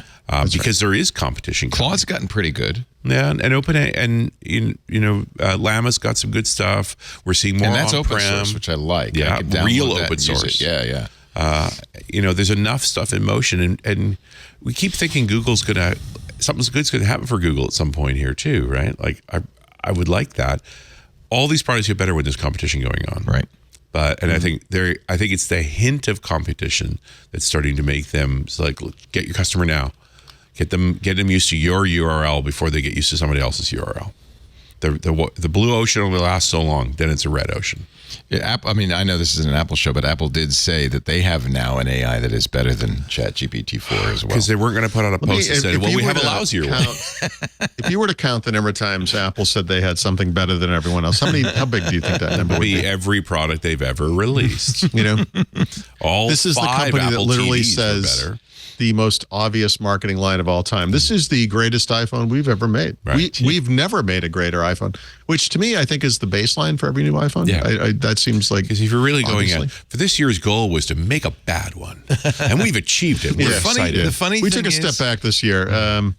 in a way, they said the reason our chat or our AI is so smart is because we can look at the screen and we convert the text, the on screen or the sound into text, so that we can feed it to the AI so it works better. Okay. The so secret cute. is OCR. Yeah. Text. We'll see. I It's the new- would it's the not innovation. dismiss Apple. never. I think they're going to be a credible presence in this area. They We'll see. persist. They will keep going at it until they get there. They have nothing though. That's what's. They made 5 Apple TVs before they got it right. Yeah, you know? I'm very puzzled. This is called Realm. Yeah. Reference resolution as language modeling. Well, that's appealing. Well, we'll see. WWDC is going to be very interesting. I assume right now the It's gonna be scramble all is AI. on to get the partners lined up, and Yep. we'll see what they come up with. There are always interesting moments when the other big tech giants are talking about nothing but what the other guy was doing. But, months before. The researchers from Apple Research said we also benchmark against ChatGPT 3, 5, and 4 with our smallest model achieving performance comparable to that of GPT-4, and our larger models substantially outperforming it. So they're. I mean, this is they're saying it. They're going company for it. that also compares an M3 to a third generation Intel chip for some reason. I don't know. Well, look, we'll see. Right now, these are just words. Nobody has used this thing outside of Apple. Exactly. We'll see. Yeah. We'll see. I'm not saying they exaggerate all the time, except that I'm kind of saying that. The only reason I brought it up is that maybe there is some competition breathing down I hope so. OpenAI's neck true. and Microsoft's neck, and they want to kind of. Clearly, all of the tech of course. giants are Good. taking it seriously. That's good. Yep. It's good for us. Anyway. Amazon has invested $4 billion in Anthropic. There's a little proof point for you. Yep. And that started out as a $1.25 billion investment. They said, if this thing goes good, we're going to go all the way up to 4, and then they did. So it didn't take too long. And that's your Claude, right? Claude, that's Claude, isn't it? Claude. Anthropic. Yes, we. Actually, Anthropic used to be Googlers who left Google, Right. Because they didn't think Google was interested in safety. Right. So it's a safe. That was their focus point. Sure. Seems to me safety is the wrong direction, but okay. I think let's. So Opera has been pushing native AI in a browser. They're trying to innovate in this space. Now they're bringing local LLMs to their Opera One browser in beta, which is very interesting. And they have a wide range of choices. Doesn't Arc do that? I mean, isn't Arc kind of AI? I don't think it's local. It's not local LLM. Oh, it's not local. Cloud-based. Yeah. Okay. So this could take up gigabytes of space on any device. But, someone in, I think Mastodon probably said, do you have any concerns that about safety because Opera is owned by a Chinese company? And I said, I don't know. Do you have any concerns about safety because Volvo was owned by a Chinese company? I mean, which are you more likely to be harmed by? I don't know. It seems maybe this is a Nordic thing. They're all being bought by the Chinese. I don't know. It is probably good to know that Opera is owned by a Chinese company. I think add that to it's like a group of investors from China that bought this company some years ago. The hatred they're getting mostly is because they've put. So remember, we were talking about how Apple and Windows and Linux have different places for the buttons. They put the expand buttons going down the left side like this, and everybody's going, "No, that's wrong. No, why would anybody want that?" What does Arc do? Arc doesn't even have them. No buttons. The correct button is no button. Arc is, if you can't figure out a keyboard shortcut, you're not using our freaking browser. You're not qualified. This is like I have to say, I don't know about Arc on Windows. I haven't really played with it much, but I have to say I love Arc. I am. Arc on the Mac. Thank you, Paul. This is going to come up later in the show as well. Yeah. It is a revelation on the Mac, I have to say. Yeah. It's pretty good on Windows, but it's good. So Google got a lot of heat for saying that the Pixel 8 couldn't do Gemini Nano locally, like the Pixel 8 Pro. What? And the only difference between those two phones, aside from the camera and the screen size, is that I think the Pixel 8 has slightly less RAM. It must be RAM. Than the Pixel 8 Pro. Yeah. And one thing, I don't know if it was Google or Apple. I think it was actually Apple, but it would have made sense for Google to have come out and said, guys, I don't think you understand how resource intensive this stuff is. But they're bowing to pressure. And they are going to bring Gemini Nano and also Circle to search for some reason. So as long as you don't have any pictures or any other media files or resources or apps installed on your phone, it'll run great. Yeah. I used to have a custom boot disk, and I mean that floppy disk, for my 386 SX computer so that I could boot it up in a way that would use as little RAM as possible, so I could run Doom. And you're going to have to do that with the Gemini Nano. I remember that. Actually. I remember that. I used to do that too. Yeah. I was so jealous of a friend who had a 486DX, and he could just, anytime he wanted, me just and run my Doom. math coprocessor are going to be over here. Do you remember when Doom went from being a DOS window to running in Windows? Yeah. That was so actually the first. Yeah, it was WinG, the predecessor to DirectX. The guys from the Xbox, what became the Xbox team, the DirectX team, asked those guys to port to WinG so they could show it. They showed it off at like their first big gamer event, or what Microsoft did, and it kind of took off. I mean, obviously now you don't really run it in DOS anymore, but I mean, that was the start of that was a big transition. Yeah.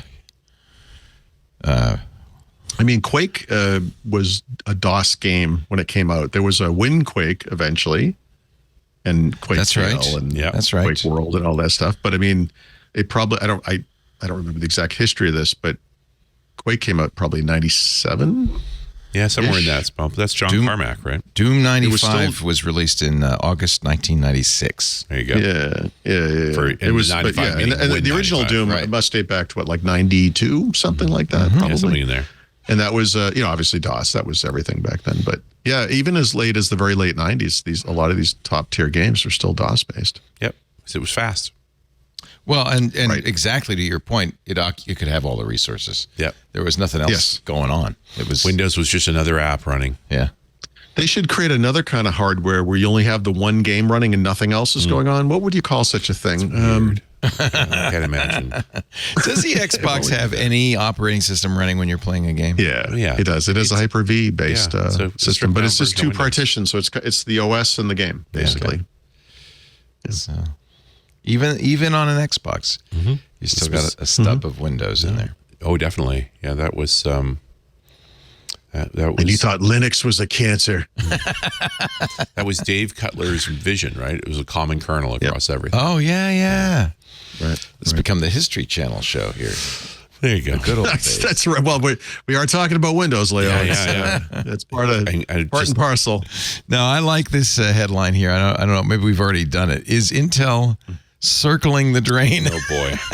So I referred to Intel earlier as the Eddie Haskell, I think, of the industry. And look, I like Pat Gelsinger. I kind of want this company to turn it around. I have not seen much of an indication that it is doing that or can do that. It's gotten something to the tune of $20 billion in handouts from the U.S. government. And its fab business, its foundry business, the chip making business, we now know lost $7 billion last year on revenues that were down 31% from the previous year. Wow. So Intel, it's not his fault. I want to be super clear about this. I'm not blaming him, but under Pat Gelsinger has been he inherited this mess, right? He's doing it. It seems like it might be a sound strategy, but unfortunately under him, it's just been a constant series of promises that keep getting pushed out further and further every time. And like I said, I think we talked about this earlier today, but Intel just didn't get on the bus. And there was a lot of strategy mistakes on the part of previous leaders of the company, but they thought they were the bus. I feel like right? They might. I'm going to change it to boat now. They might have missed the boat. It might be over. I don't know. The bus missed the boat, and that's bad news. There's a rocket ship in here somewhere, and Intel doesn't even know. It's the wrong They're direction. still trying to rub two sticks together. It's going the wrong way. What are we talking about? This is, though, I think it's a little bit of a comment on what Gelsinger wanted to do, which was to take it from an integrated design and manufacturing company to two separate businesses. Sure. And he did say in this quarterly report that he wants to report separately, and that's because one of the businesses, the one that makes chips, lost $7 billion last put it over year. there. Right. Yeah, right. but that's. I also wonder if the company organization means, could they look at fabbing somewhere else? Could the Foundry business be getting other customers? Well, that's, I think, his goal. Right. He even said, we want to make Apple's chips. They hired a new CFO, and they we'll see. There are national security implications to the Intel stuff. I mean, all of our chips are made in Asia, right? And there was just a big if China earthquake invades in Taiwan, they evacuated TSMC. Forget China, you got earthquakes. Yeah. I think it's prudent. That's why the CHIPS Act gave Intel so much money. Because Apple is an interesting. I don't know if Apple will do it. Yeah. No, and I was going to say they're an interesting demonstration of the trouble with moving out of China, because they've been talking about this and trying to do it for years, and they have moved things to India and I think Vietnam. Companies are starting to talk about Mexico, which is kind of interesting, but it's a really slow process. It's not like Apple woke up one day and said, all right, we're switching all the iPhone stuff over to some other country. It's like, that didn't happen. So, and the slow part's not building the fab, it's training the people. Right? Yeah. You just can't grow fab engineers overnight. It's not a button. They don't come from a vending machine. You have to teach them, and they have to learn. And those first operations are like the first clutch in your first car. You're not going to go very far. You're going to make some bad smells, right? Like it takes a lot to get the yields up where they need to be. Right. How's ARMS doing? Are they doing well? They're doing great. Okay. As a platform or as a company? Well, I mean, I remember that for a while that SoftBank wanted to have NVIDIA buy them, and then that got turned down, and it felt like SoftBank was trying to unload ARM. They were. Yeah. And now ARM is a sort of standalone company in the sense that there's a company called ARM Holdings that reports their earnings every quarter like a normal company. They've only been doing that for a couple of quarters now. Compared to these big chip makers, they're actually tiny, but remember that they essentially create designs which they then license, right? So I'm now looking at this, but their revenues in the most recent quarter ended December 31st were under $1 billion, right? $824 million. So compared to these guys, it's a tiny little, compared to NVIDIA, but it's healthy and it's doing great. Yeah. NVIDIA is doing one particular thing. I mean, we also have to remember that the U.S. government was so worried about Intel that they forced Intel to license to AMD to make compatible alternative chips. Right. Like there's always been an awareness of the strategic importance of the CPU business. And yet they let the fabs go and let the training go, like let the pipeline to build up people to make this kind of work. I mean, it's a decade of effort at least. I was looking at the article I had written about ARM and their earnings back whenever that was, probably January. But there's you'll remember this when I say this. Their margins, 96%. Nice. Like there's not a lot of overhead in this business. Yeah, it's just they sit there, think of things, write it down, sell it. Yeah, license out. The other thing to know about this company is that the designs they licensed to others were shipped on 7.7 billion chipsets in that quarter alone. Wow. Right? Because this stuff is not just the devices we all know and love, like portable devices and smartphones and stuff. It's in everything. Like ARM, they're in data centers, they're in little car chipsets, and they're everywhere. You know, it's amazing. It's incredible. Yeah. Yeah, we live in an interesting world, don't we? That's why I am glad that you guys are here. It's great to have Richard Campbell in studio. Paul Thurrott at his worldwide Thurrott.com headquarters in Macungie, Pennsylvania. And the Windows Weekly Show continues on in just a moment. Before we do, though, I would like to mention that it is the club members who are making the show possible, at least to a great extent. Richard's whiskey does not come cheap. We actually, not a penny of your money will be spent on Richard's whiskey. Nope. I got that one allegedly. Might be spent on Richard. I don't know what he's going to spend. I can't guarantee you. But it is only $7 a month. That's hardly a bottle of whiskey, but it gets you a lot more. It's a couple of cups of coffee, and what do you get? You get ad-free versions of all the shows we do. You get video of all the shows we do. We've made a little bit of change, which I'm kind of happy about. Everything that was behind the paywall is now available to you as audio, including the Untitled Linux Show, Hands on Mac, Paul Thurrott's Hands on Windows, the Home Theater Geeks Show, all of them available to you as audio downloads. So we wanted to really let everybody listen for free. Those are ad-supported. If you want the video, though, join the club, and we've got video for all of those as well. You also get access to a fantastic Club TWiT Discord, which is a fun place to hang. Not everybody who joins the club goes into the Discord, but it's nice to have it there if you want. You can watch the shows there before and after as well. You can also chat with other club members. And special events coming up, the book club. And we've decided to do another special event. We're going to have a movie watch party at the Laporte House. And you're all invited. You're all not into the house, though. You'll have to come in via the internet, okay? There's not room enough for all 11,000 members. But I think it's going to be a lot of fun. We also, of course, have an open studio this Sunday, club members only, and we filled it up, sorry to say. But if you want to get on the waiting list, please go to the club. If you're in the club, go to the Discord and get on the waiting list. There's going to be another open house on the 21st. And this is going so well, I think Lisa said she's willing to come in again in the weeks to come, so we may do some more of those this summer. Please join the club. All of those benefits aside, it's what keeps us on the air, and we really need your support to do that. twit.tv/clubtwit. Enough said. I'm not going to belabor. On we go. There you go. He's going to belabor it. Thank you, Kevin King. Did you tell us what the movie's going to be? Sorry? What's the movie going to be? I guess that'd be Roadhouse. No. It's going to have to be in a public domain movie because we want to show it at the same time as we talk about it. So it's going to be Fritz Lang's classic Metropolis. Such a good film. I think it'll be a lot of fun. And because it's a silent movie, we can make some real commentary. I think this was Anthony's idea. I think it's a great idea. It's a brilliant idea. I brought this up yesterday. And just all the cues for all the science fiction that came after. Oh, yeah. Metropolis is a required viewing. Yeah. Yeah. It's on YouTube if you want to pre-watch, but you can also save it for the night. I've been asking if anybody knows how to play the piano or the organ so we can have... Nice. Have but nobody yet has popped up. On we go with Windows Weekly, continuing on to Antitrust, something you've all been waiting for. It's not Antitrust from Microsoft. Aren't they being investigated in Europe? Are they not? They are. That's why I think this is very interesting. Yeah. So bunch of gatekeepers have been held accountable for the DMA, the Digital Markets Act. Most of them have done what I would call a malicious to belligerent type of compliance.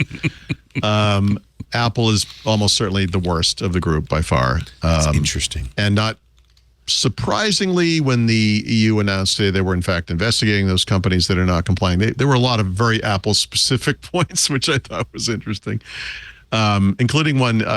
I had gotten a MacBook Air a couple of weeks ago and noticed and was now I'm using the iPhone more, and I noticed a weird user interface thing regarding default browsers that only applies to Safari, and I thought it was off. And it's they touch on this, like they deliberately design these UIs to confuse people and keep them on their browser, et cetera, et cetera. So I thought that was kind of interesting, but I only mention this because of those gatekeepers, Google, Meta, Amazon, Microsoft.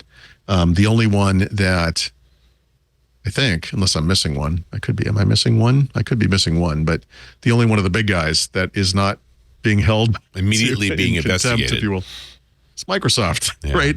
And we talked about this a couple of weeks ago. They said they only have the two gatekeeper products, Windows, which is obvious, and LinkedIn, which is like, what? But whatever.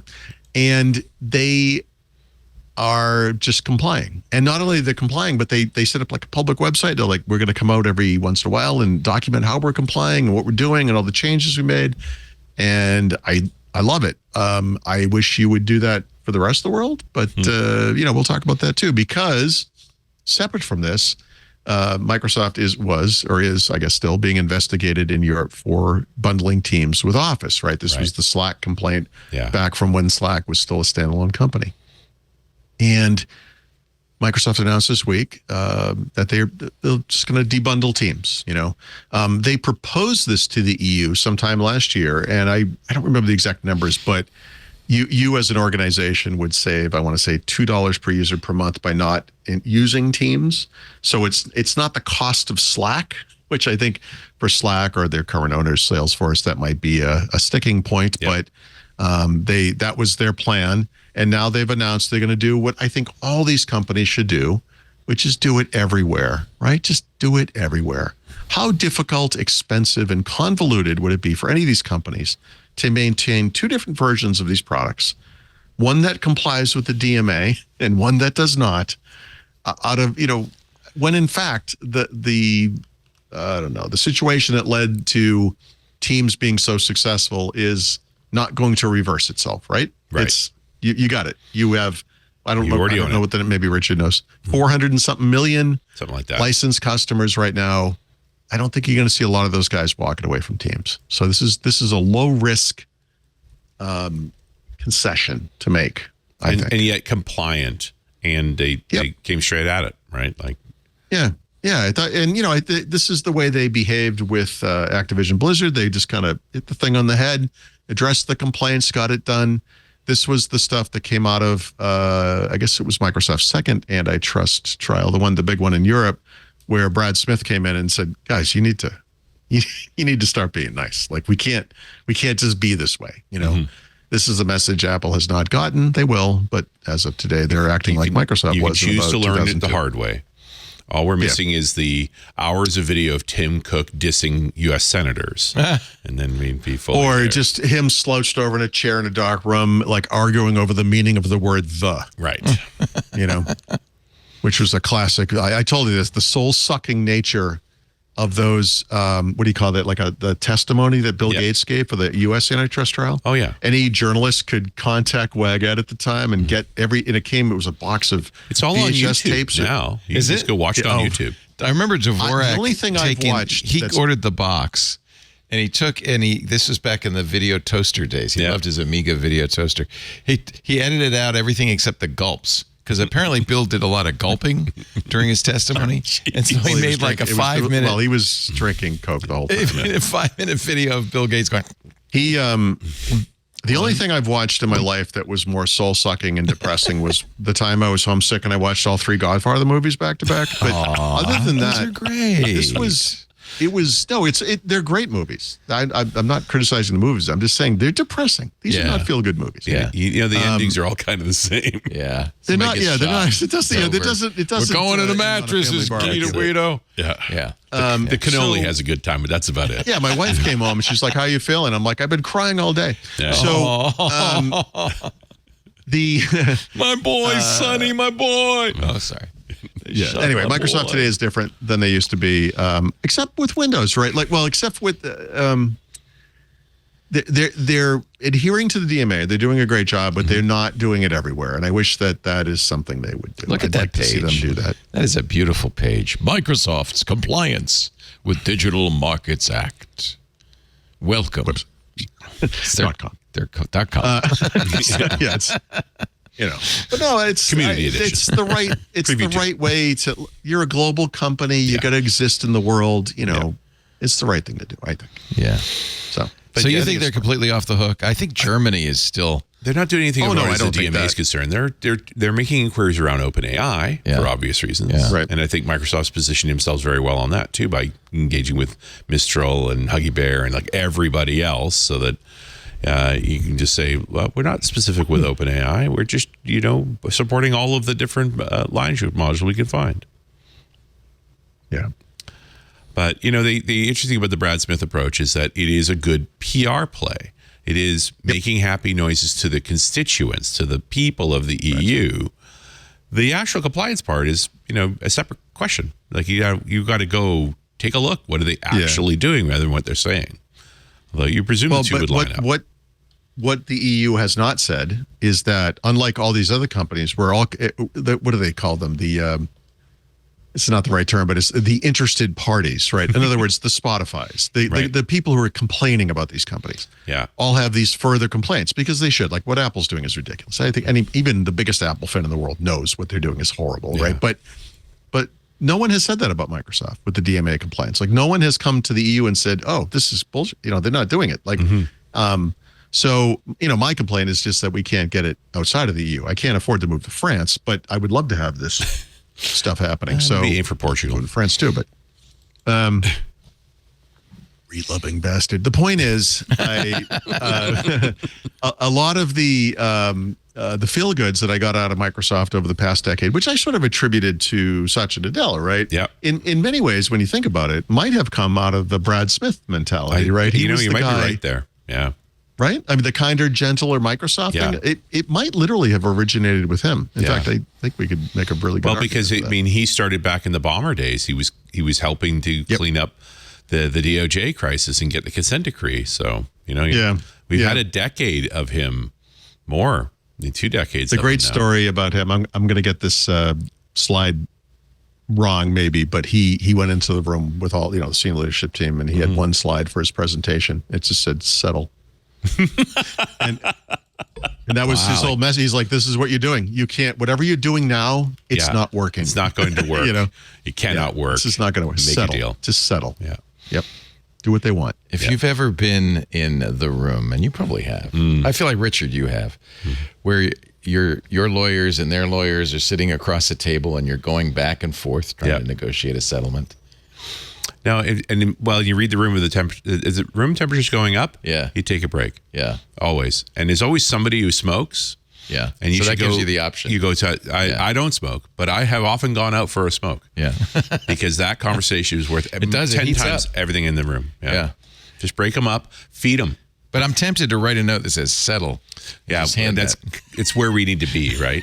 Settle. That should be your business card. It just says settle. It's like, what is this? It's like, oh, I'm a lawyer. You don't want to go to court. That's the real truth. The line that I was taught long ago is winning a lawsuit is like winning an earthquake. That's a very accurate. Right. I've only done it once, and it was not my favorite thing. Nobody's happy.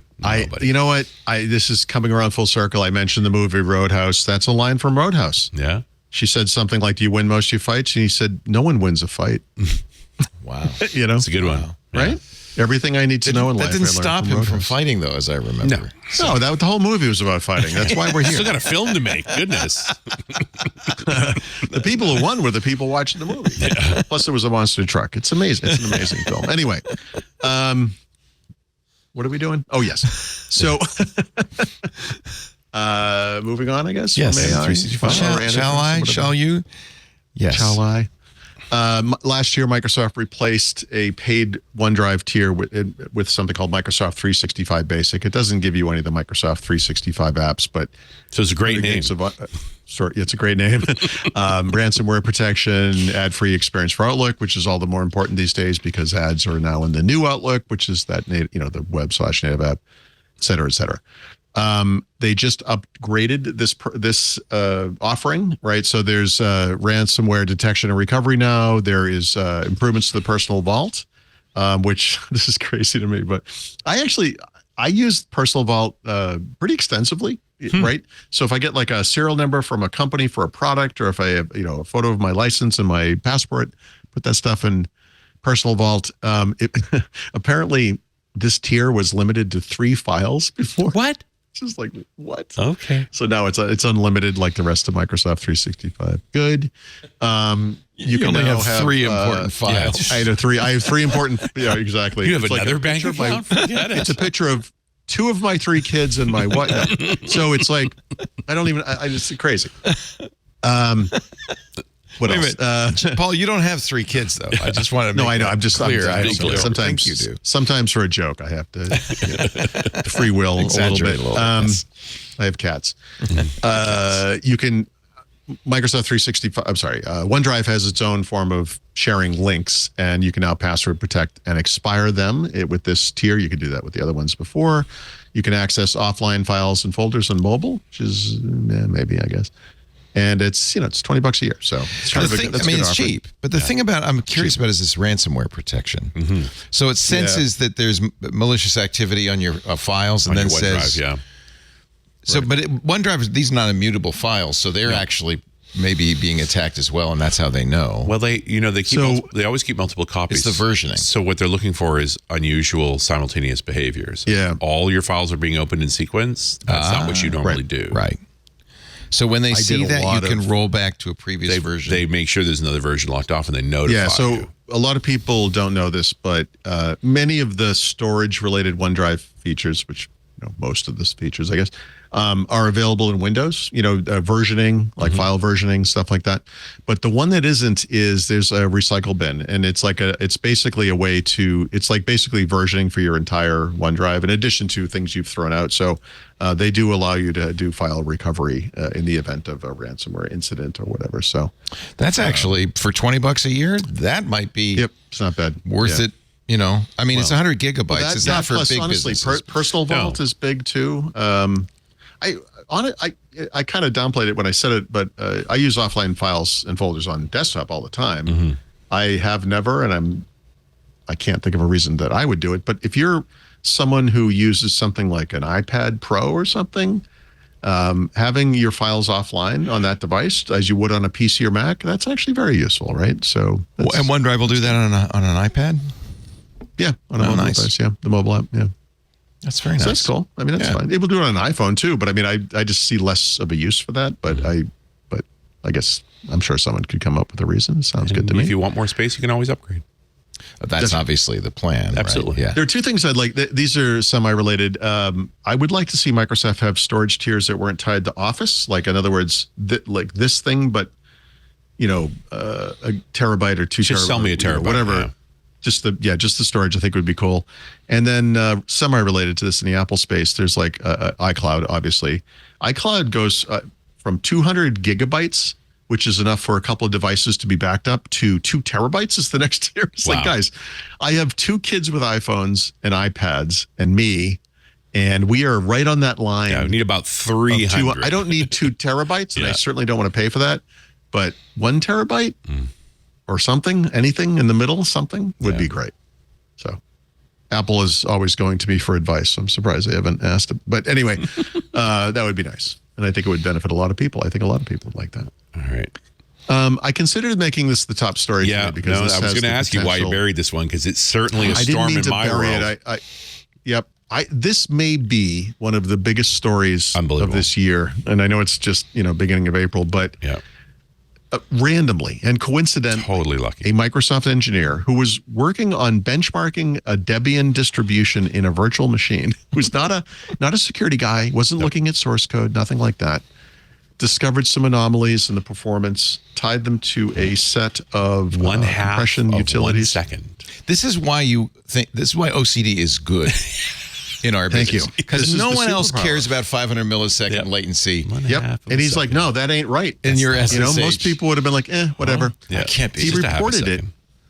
This was these were, what's it called? XY or whatever the utility. XC, yeah. XC. It's a compression These were utility you set don't to go really out- see. No. It doesn't usually have a user-facing. It is a perfect supply chain attack. Yeah, it's a really good So there's so much about the story that's astonishing, but this would have gone out to basically every stable Linux distribution in the world, and it could have been one of the biggest technology disasters of all time. But the thing that blows my mind the most, like literally, is that the individual, or probably nation state, right, that was responsible for this, think it's a was nation playing state. the long game. 2 years. They invented 2.5 years, I think it was, of a pretend persona who ingratiated himself into this community, started making contributions, started to be trusted, and then just became part of it. And then he unleashed hell. And it would have gone out to the planet, except this guy randomly found it. And this story is still unfolding. There's still much more information, I think, that will come out of it, much like the Microsoft, hack thing from a couple of months ago, whatever. But it's just awesome. But it's also scary because now, of course, where your brain goes is, oh crap, now we know anyone could do this. I mean, it's not a random kid. No kid's going to do this for over 2 years. But the fact that someone played that game for that long and was successful suggests to me, and probably to others, that there are other people could be doing this, or other whatever. Well, and I mean, the open source side is one thing because, of course, code was visible. So once you scrutinize, you found it right away. Visible but obfuscated. He tried to hide it. They did a good job of it too. It was very tricky to find. And I think that's what actually twigged him, was when he went looking for why is this delayed. He couldn't see anything, and it was just too clever. Then the hair stood up on the back of his neck. Like, that's strange. I better call somebody. What about? I mean, a classic, the real sort of mole approach: become a Microsoft employee. Spend 2 years until you're contributing to it. Card keying your way in and out of buildings inside of Azure. Yep. Kevin King, do you have anything you want to tell us, my friend? You came to us. Was it 2 years ago? 2 years ago, with no history, no track record. Repository has been disabled. Actually, I found XC on my Mac. A lot of people with Homebrew would have it installed because it's a utility. It's just a question of whether it was going to be updated. And there is a fix that downgraded it to the old version, but you may have it if you have WSL running on your Windows machine. It's because it's not something you would install, but it's something many other tools It's in a install. package. It is a proper supply chain attack. Yeah, including OpenSSH. He might which have is the literally target. saved the world. He This might is incredible, isn't it? Yeah. I mean, Andres Freund, who is a German Microsoft employee. Do we know what he does? he works on Debian. Yeah. Oh, for Microsoft. Like, Okay. Okay. This is the thing, it's hard to explain. I don't actually know what he does, but think about how big Microsoft is. Think about how much Linux is happening up in Azure. Yep. It's probably related to that. It to a lot of people who think about Microsoft from the outside, it's not what we think of when we think of Microsoft. No. But of course, they have these people, right? Well, and listen, if this doesn't fix Microsoft's reputation with the open source community, nothing will. If this doesn't do it, I mean, what do we have? What could you do to solve this problem? I do like it that, so he found he says he found an obfuscated script which was executed at the end of a configure, but he was able to unobfuscate it. And one of the things it does is it copies a file called bad3 corrupt LZMA2. So, okay, just a little tip to hackers.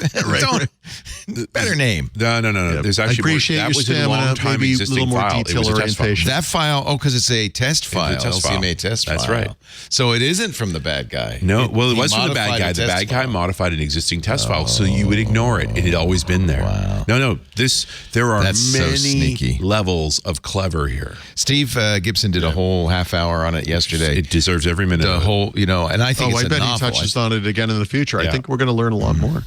Well, we've been talking about supply chain attacks on security now for years. I mean, this has been a problem. There were a bunch last week on NPM and PyPy. And it just happens a lot. On .NET Rocks, we talk about the sort of corporatization of open source, where all the big players are now there, and there's a lot of paid employees working in open source as well, and the effect that has on the community as a whole. But one of the things you talk about is this burnout of the maintainers.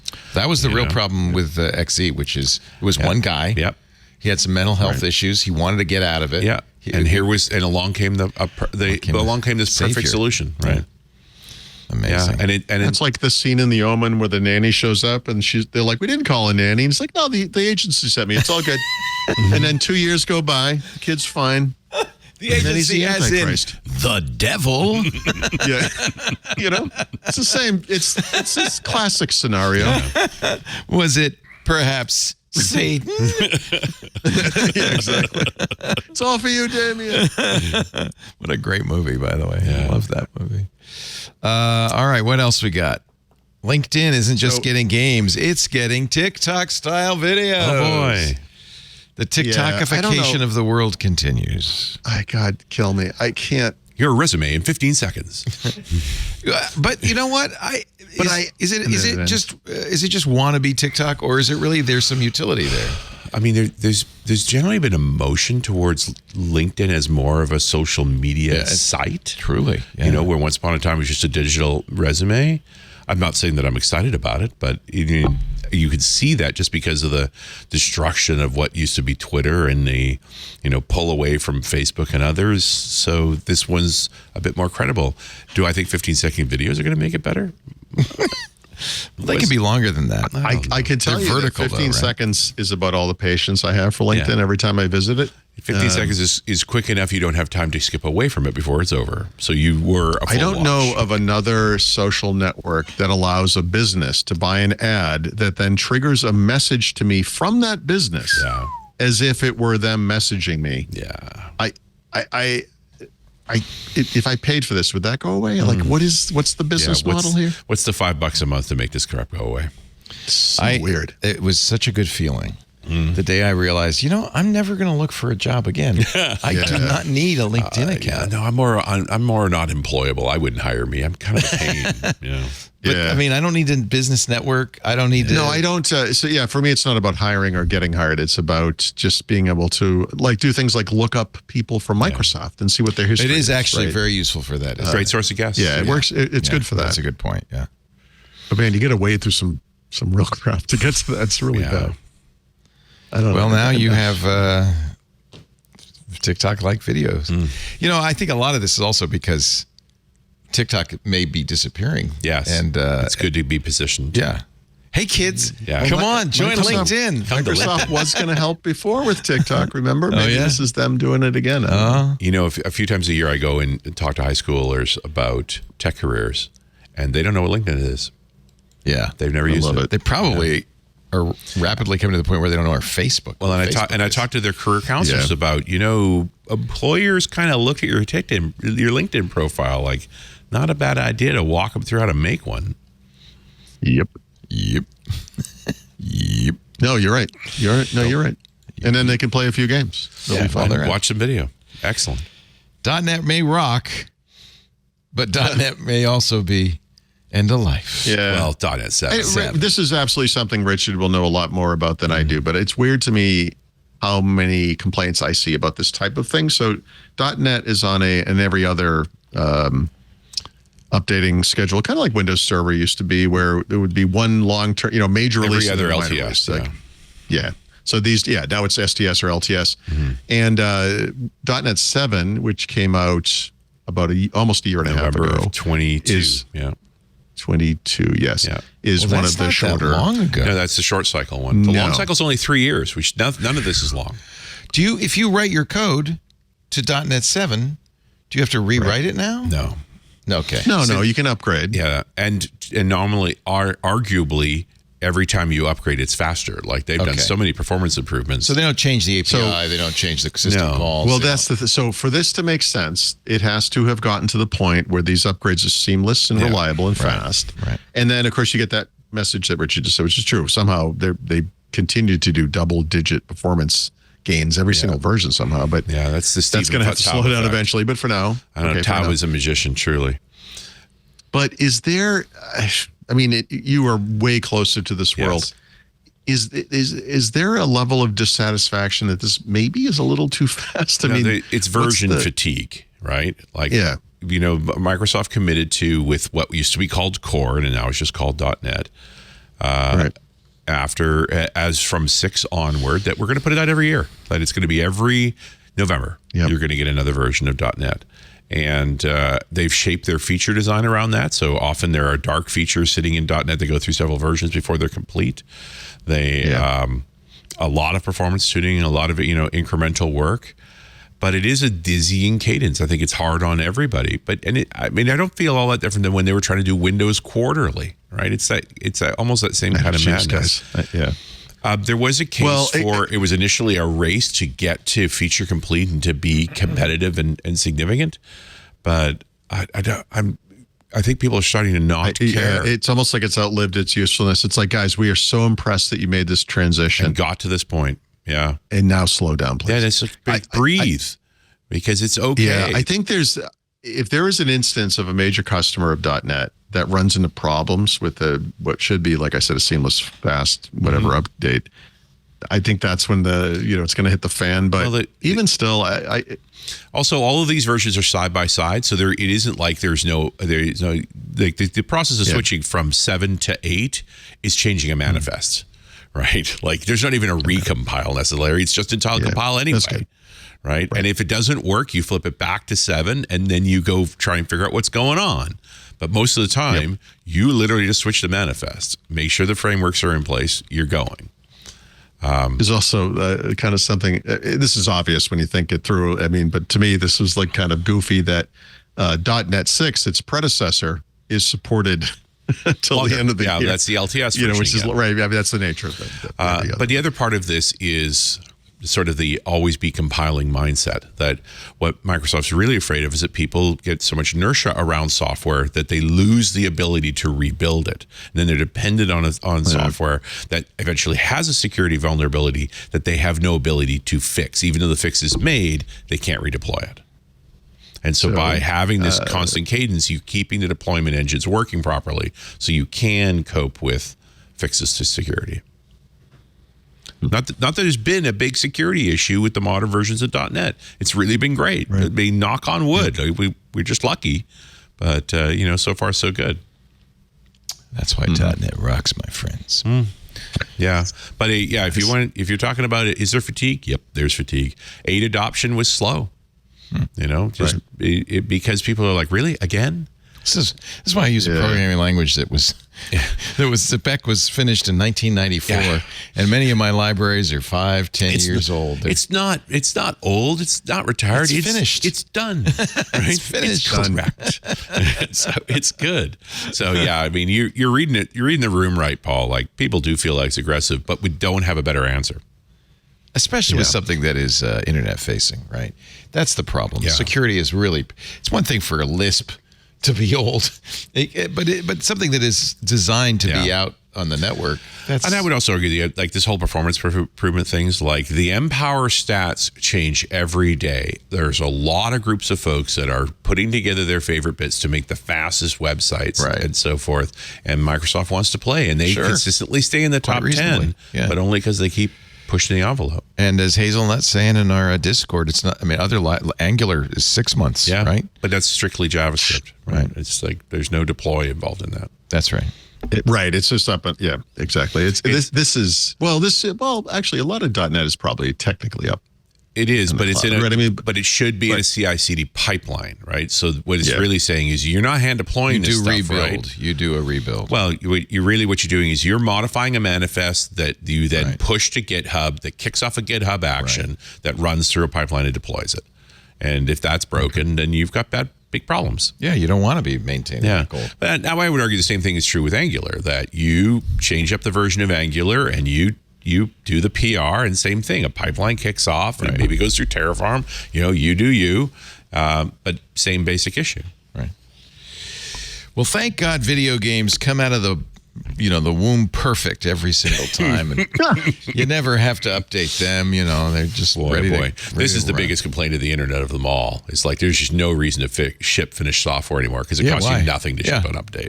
Let your users beta test this for me. Yeah. First pay me $80. Test this for me. Right. And maybe I'll pay me slip you a exactly. fix for it, but we'll call it a DLC. You can pay me another $30. Oh, if it's on Xbox, I can guarantee you there'll be a fix. It'll be a day one fix, and it'll be 156 gigabytes. Oh, yeah, Have massive. fun. Oh, yeah. Massive every time. yeah. Then there'll be a fix of the fix, and it's another 160 Yeah, gigs. yeah. That's right. A massive list. A massive list. You must have written this on April 1st. He's lying of to us. Activision games are coming to Game Pass. It's time for the Xbox segments, boys and girls. A massive list? No, I was kidding.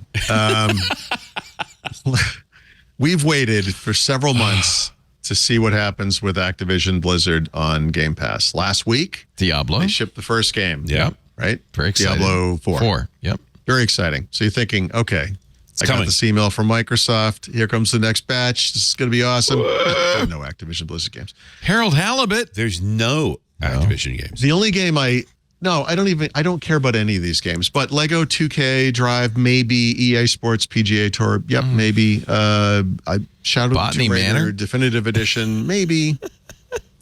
Little gator game. Honestly, yeah. The only interesting thing happening to Game Pass this week is if you're paying for Ultimate, you can get 3 months free of YouTube Premium. Oh my! This is like, yeah, I don't know. Talk about paying It's your just $5 weird. a month not to be annoyed.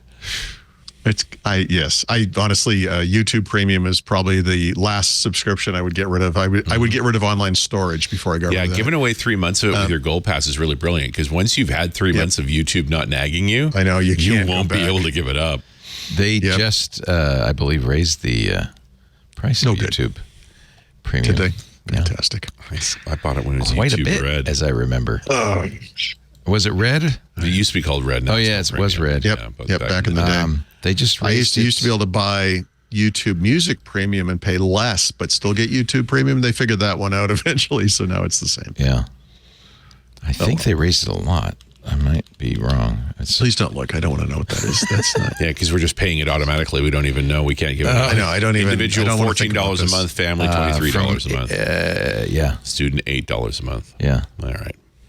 Yep. Whatever. I'm just like like I told you about the iCloud thing. It's like, if this is what pushes me to some iCloud tier where I get like Apple Music and blah, blah, whatever they call that stuff. What do you call it? Apple One or something? Just kill me. I can't. Can't even imagine what that All looks right. like. But wait, Okay. is there Copilot Sorry, coming to so- Xbox? I'm so excited. This is amazing to me. Are you so sure you wouldn't listen call to it this Cortana? description. This Wouldn't you? is so beautiful.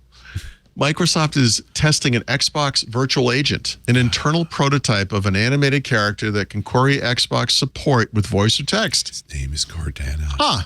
What name does must that be sound Cortana. like? Like a personal assistant kind of a thing? If only they had a name for such a product. Of course. That's crazy. I love You're it. telling me, and what message does this send to women that this thing was an AI-powered assistant in a game, became an AI-powered assistant on your phone briefly, and now we're going to And your turn her. PC. Now she's ending a career. They're not actually calling it querying Cortana, are Xbox support. Like that's what's happened here. I mean, It's terrible. That was always the problem with the Cortana name. Was associated with a video game with what was a digitally scantily clad woman, right? Yeah, who, by the way, in later versions of the game went insane lovely. and became the villain. Like Yeah. You can't use the name. know. You can't. Like a real woman. Ba-da-ba-ba-da-ba. yeah. No. So, no, I mean, this is what I'm saying. It's dicey. And one of the all these things, think about it. Siri, Alexa, we've moved into a world where you can change the voices and you can get men in there and all that kind of stuff. But this is just says so much about our industry. So anyway, sorry, I didn't mean to turn that off onto a weird sidetrack there. But yeah, so I think you can expect to see Jen Taylor coming back, and we're going to be getting Cortana, and now she's going to be answering. Are they really saying they're going to do saying, that? They're not really going to do No, that. they're not saying that. No, but it's all, but your call is important to us. You're going to be like, this voice is familiar. Am I calling your Xbox? Is that what's happening? Yeah, I don't know. Okay. It makes me nervous. Okay, so Phil Spencer, head of Xbox, is he's been talking the right talk. He's got that kind of Brad Smith mentality. He's open to everything. He's a gamer, blah, blah, blah, whatever. He's starting to jump the shark a little bit. He's talking about opening the Xbox to rival game stores, which is not a strategy Microsoft has, and no one's really considering this. But I think he's just, again, he's open to everything. He's a gamer first, blah, blah, blah. It's sort of a pitch Windows me does move, it. right? This is not how the world works. Yeah. When people ask me, well, you complain about Apple and 30% fees and blah, blah, blah, whatever. If that's illegal or if that's problematic, why is it that Sony and Microsoft can do exactly the same thing in the video game space? And like, what makes that okay? And it's like, what makes it okay is those companies lose money on hardware, and that's the business model. They don't make 46% margins on hardware and then overcharge you Would you for like fees. an $800 PS5? Yeah, it's right. It's built into the price of the system. That's it's a different model. If you open up your this closed, walled garden platform to third-party stores, that doesn't work. Yeah. Right? Not in this system, not when you're subsidizing the hardware, or yes, with the software, right? So anyway, I appreciate where he's coming from. I love the guy. I think it's maybe time to rein it in, and let's get realistic here. You got Activision Blizzard. You can stop overcompensating. We got it. It's good. Don't worry about it. This is not as monumental as Microsoft buying Activision Blizzard, but Take-Two acquired their longtime partner Gearbox for $460 million, which is interesting because Gearbox was sold to, I forgot the name of the company, another company a couple of years ago for like $1 billion plus, right? Why, Leo, on earth did you paste that into Discord? Why? Just to make you unhappy. What is that?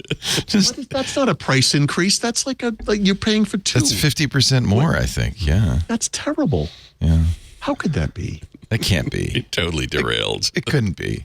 It couldn't be. God, why? Stop it. I'm going to turn up that display now. Damn it. I didn't think you were looking. Okay, sorry. I'm sorry. Talked about things that animate on the side and you get distracted and That's this the horrible white screen. Yeah, came that's up. the Apple price, $18.99. Oh, okay. That's okay. And but you know what? I pay for YouTube Premium Family, which gives you music and YouTube. Yeah, That's sure, of course. $30 a month, which means Apple's making $10 a month on it.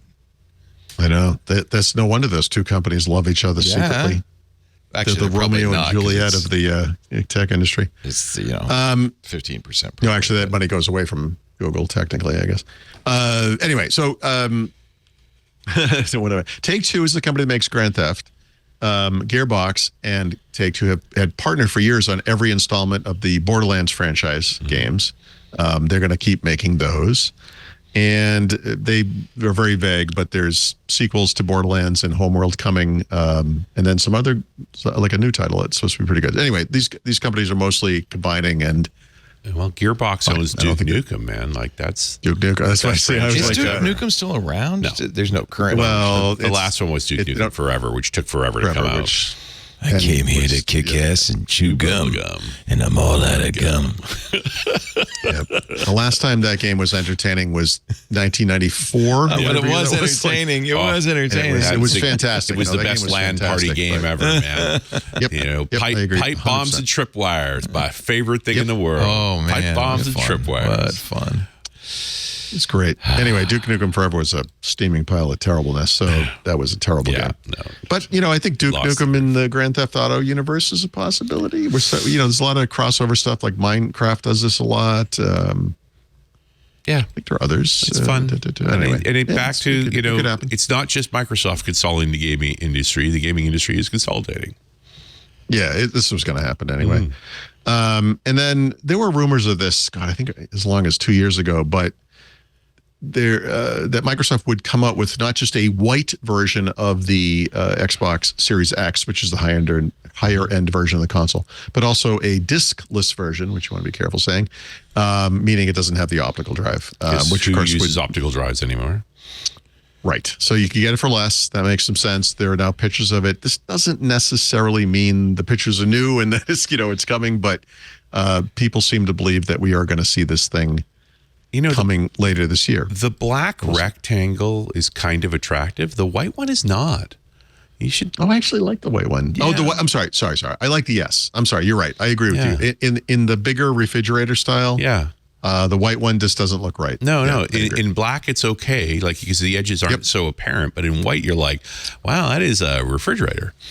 Yeah. Unfortunately, though, there were a series of leaks. Remember last year where the not next gen consoles, but the next versions of these consoles leaked, and the Xbox Series X refresh that leaked was a canister, so more of a trash can than a refrigerator. But I thought that trash cans shape cute. Looked nice. Yeah, I think so. Yeah, I like it looks trash like a little cans. droid from Star Wars or something. It's nice. It's good enough for R2. It's good enough for me.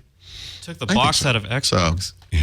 They took the box out of Xbox. Legit. It's an that's X cylinder. Yeah. Interesting. Yeah, that's true. It's been a while since we've had an X-shaped Xbox. But actually, with the exception, no, that's not true.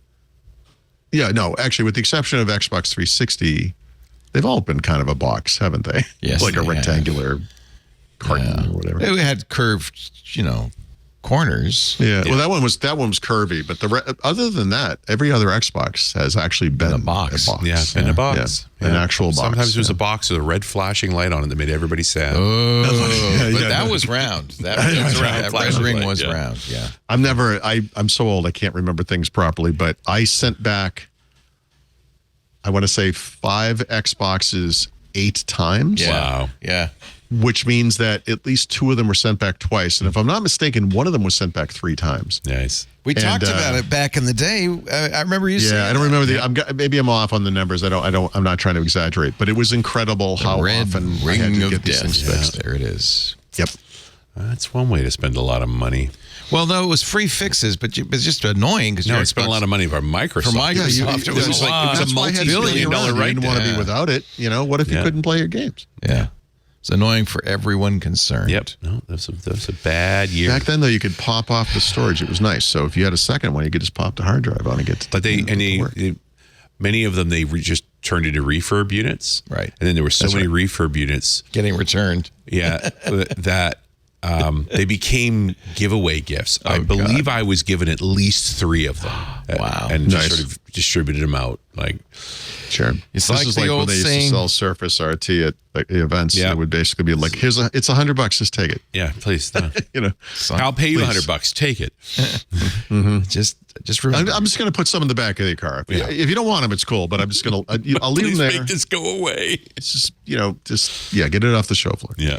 There is in some Midwestern states a celebratory day called the Leave a Zucchini on Your Neighbor's Porch Day. That's a good day. We could have Leave an Xbox on Your Neighbor's Porch Day. Yeah.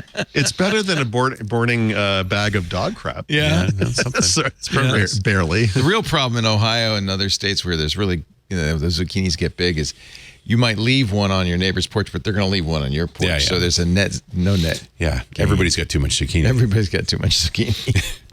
The correct amount of zucchini is no zucchini. Oh, I like zucchini. So this is probably only true the little in a lot of ones, places. right? But in the Northeast United States, that problem we have that problem with tomatoes in the summer. That's right. right, You go yeah. from That's right. It is the greatest thing on earth to holy God. Please we have to get save rid of me. this No stuff. more tomatoes. It's so bad here that my wife and I, when we lived in that apartment in Macungie, were walking each morning, and this guy we had never seen or met before came out and said, "Can I please give you guys a bag of tomatoes?" Please. And we were like, So Okay. in my neighborhood, We just- I had the big I have the big box smoker, and it was an Italian family that lived across the street. We recently moved in, found out I had a smoker, and it's like, would you mind if we smoke some tomatoes? I'm like, no, fine.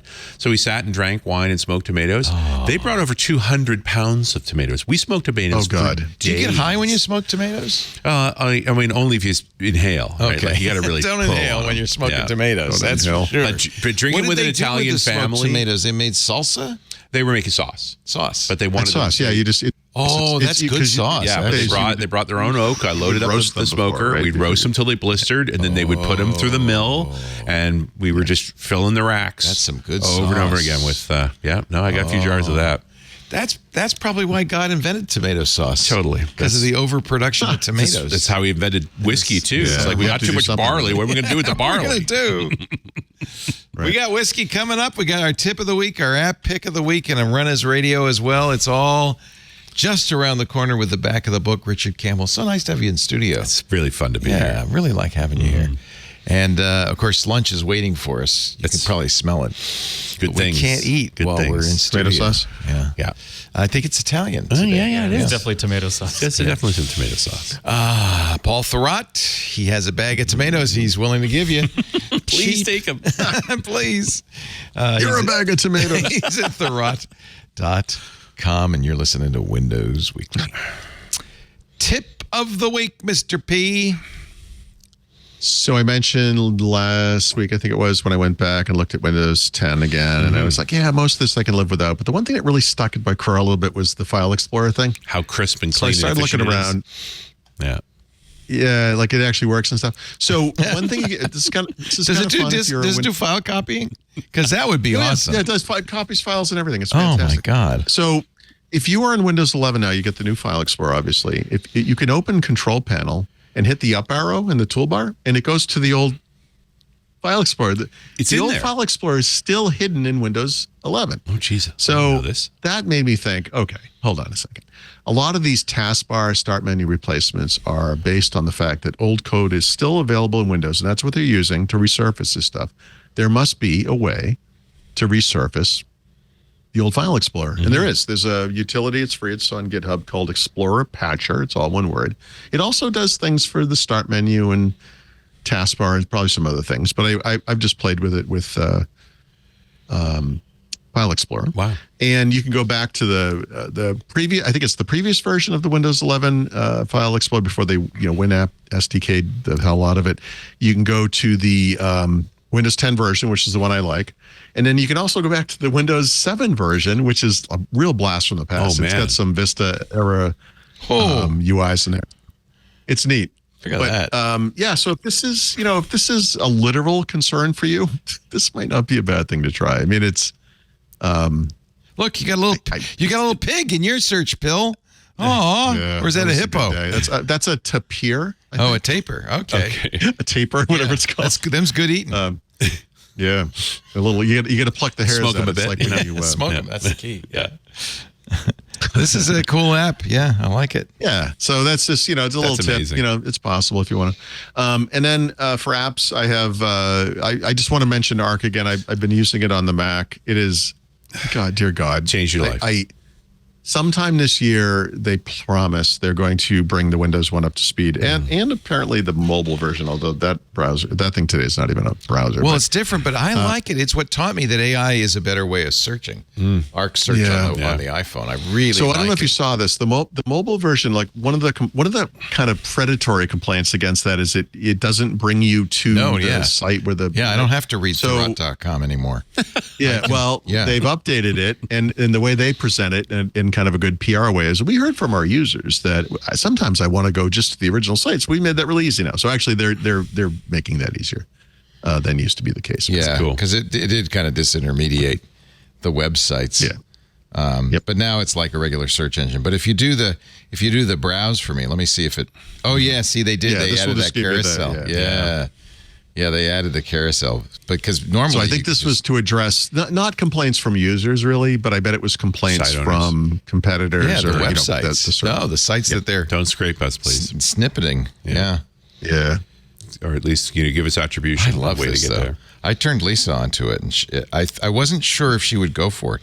It completely replaces my Safari now. I just really use this interesting. for everything. Yeah, it's really I fantastic. love it. There's one Achilles heel for this thing to me. I've adapted to all the navigation, the way things work. I have multiple spaces. I really like the thing. The only problem with it is that Control tab, which is how you move between the tabs in any browser, right? Yeah. Is limited to the 5, I think, or 6 most recent tabs only. So it doesn't matter how many tabs are kind of like open, although its notion of open tabs is also a little different. In the browsers that I've used to date, it's almost always just in the order of the tabs, right? Right. I think Safari will let you do it in the order of most recent, but it's always all of the tabs. I for a power user product like this to be that limited is curious to me, and I feel like they'll probably fix that eventually. It's funny, I didn't even know or notice because I almost always want to go to the last page of the, several. I don't usually want to go a that lot of far people back. wouldn't. But, so I didn't even notice. My thing, though, is my default browsing set in any browser is, on most browsers, I pin for sites, and then I have this set of things that are related to my website, to comments, to news and news readers and things like that. So I want these things open everywhere. I want to be able to switch between them. I'm very keyboard oriented. Like if you just had the sidebar open and we're going to click on them, you probably wouldn't notice that either, right? But I have the sidebar hide. Do you create spaces? Because I have multiple spaces. Yeah, I do. For news. But that again, see, that's the thing. That's on down here. The Mac, that makes much more sense. Yeah. Because the Mac has tremendous trackpad gestures. Right. Windows does too. I know. But it really does work better, and it feels more natural somehow on the Mac. So switching between things on the Mac, to me, in Arc, to me is more. It's just, you can tell it was designed for the Mac. It's like Mac, you can just tell it was. Yeah. Which makes me sad. I'm on a Linux box right now. I can't use it. I end up using Firefox on Windows and Linux, and Arc on the Mac. And now you really. I thought about doing that, and it's hard. It's like if you ever in two different want to be convinced, the way you get convinced not to use Firefox is to use it on iOS because it's ridiculous. If you're using Android, you can. Firefox supports extensions now. It's actually kind of awesome. Yeah, but that's Apple. It depends on the system. Yeah. And then just real quick, I of course, because I'm me, this is a classic thing for like you don't trip into it like a hole. You fall into it like with your entire body. Like on Monday, I wrote an article about how I spent months trying to replace this mobile app called Artifact. Love perfect Artifact. Yep. So sad about it. Never found anything even close. And I'm like, but then they kept it going. I'm like, what? Screw it. It's fine. The next day they announced they had sold it to Yahoo. And Yahoo's killing it. And are you kidding me? What is it Yahoo does? I didn't even know Yahoo was around. Yeah. I'll tell you what Yahoo does. The same thing a snowball does when it's rolling down a hill that never ends. It just keeps going. It's like the Terminator robot of stupid. I think it's just for people. I don't know who uses Yahoo. Don't answer that question, by the way, because who cares? Yeah. Yahoo should not exist. They're like a vestigial, limb from the 90s or something. We used to have tickets at the Levi's Stadium where the Niners play in the Yahoo section. Wow. And you had to go up a purple escalator, right? And I remember a Yahoo billboard in that beautiful, the best billboard in San Francisco was the Yahoo billboard. Right? So you'd go up the escalator and every 5 feet or so go, Yahoo!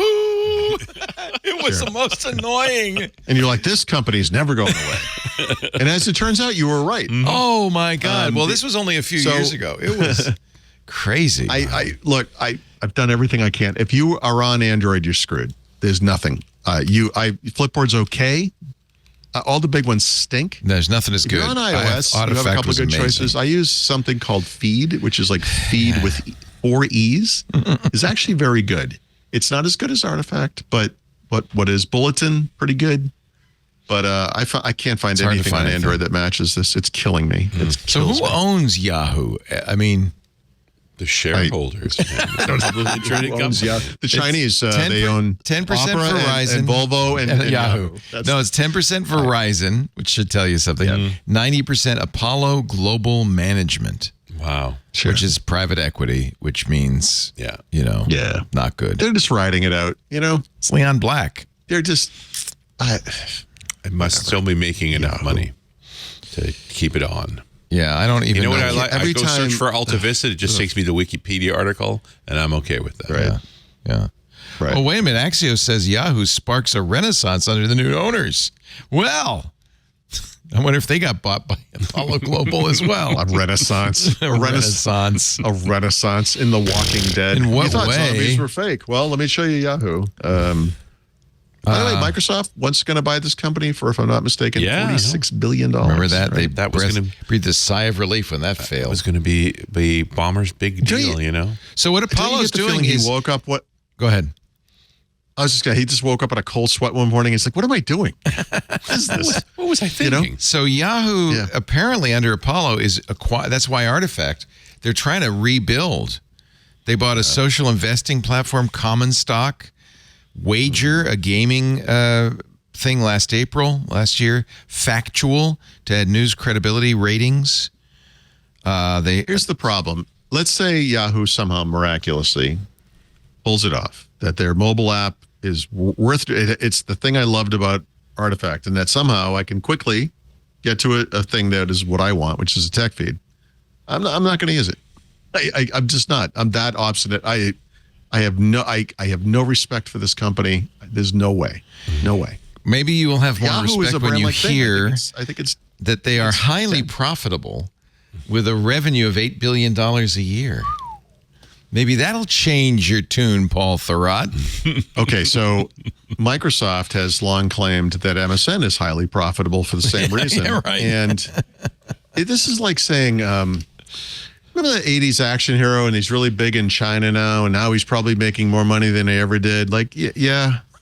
Like, okay. It doesn't impact me. I'm not, I don't know. Yeah. Not doing it. You can't buy Yahoo stock. You have to buy Apollo's stock. But farewell. Yeah. It's interesting. Damn you, Artifact. A farewell and a Tore my heart hello. out. Well, I did not have the same reaction you did. I was very sad when they got put out of business. And then when Kevin Systrom said, oh, wait a minute. Maybe we can. We fired everybody. There's only 2 of us. I know. But maybe we can continue. I know. No, I can't. That's what I'm saying. You bought kept it. using them. I thought No. 2 months went by. I wrote an article Monday. I'm like, you know what? Maybe they're just going to stick around. That's what he meant. Nope. Maybe we can. And they're killing the app, right? Yahoo's not going to keep doing it. They're not killing it. It's dead. They killed it immediately. Right. It's horrific. So sad. It makes me crazy. So sad. I saw the story. I read Artifact that morning, and it worked fine because I used it every day. Then I sat down on my computer and I did whatever I do. My news feed came up and it said Artifact sold to Yahoo. I'm like, what?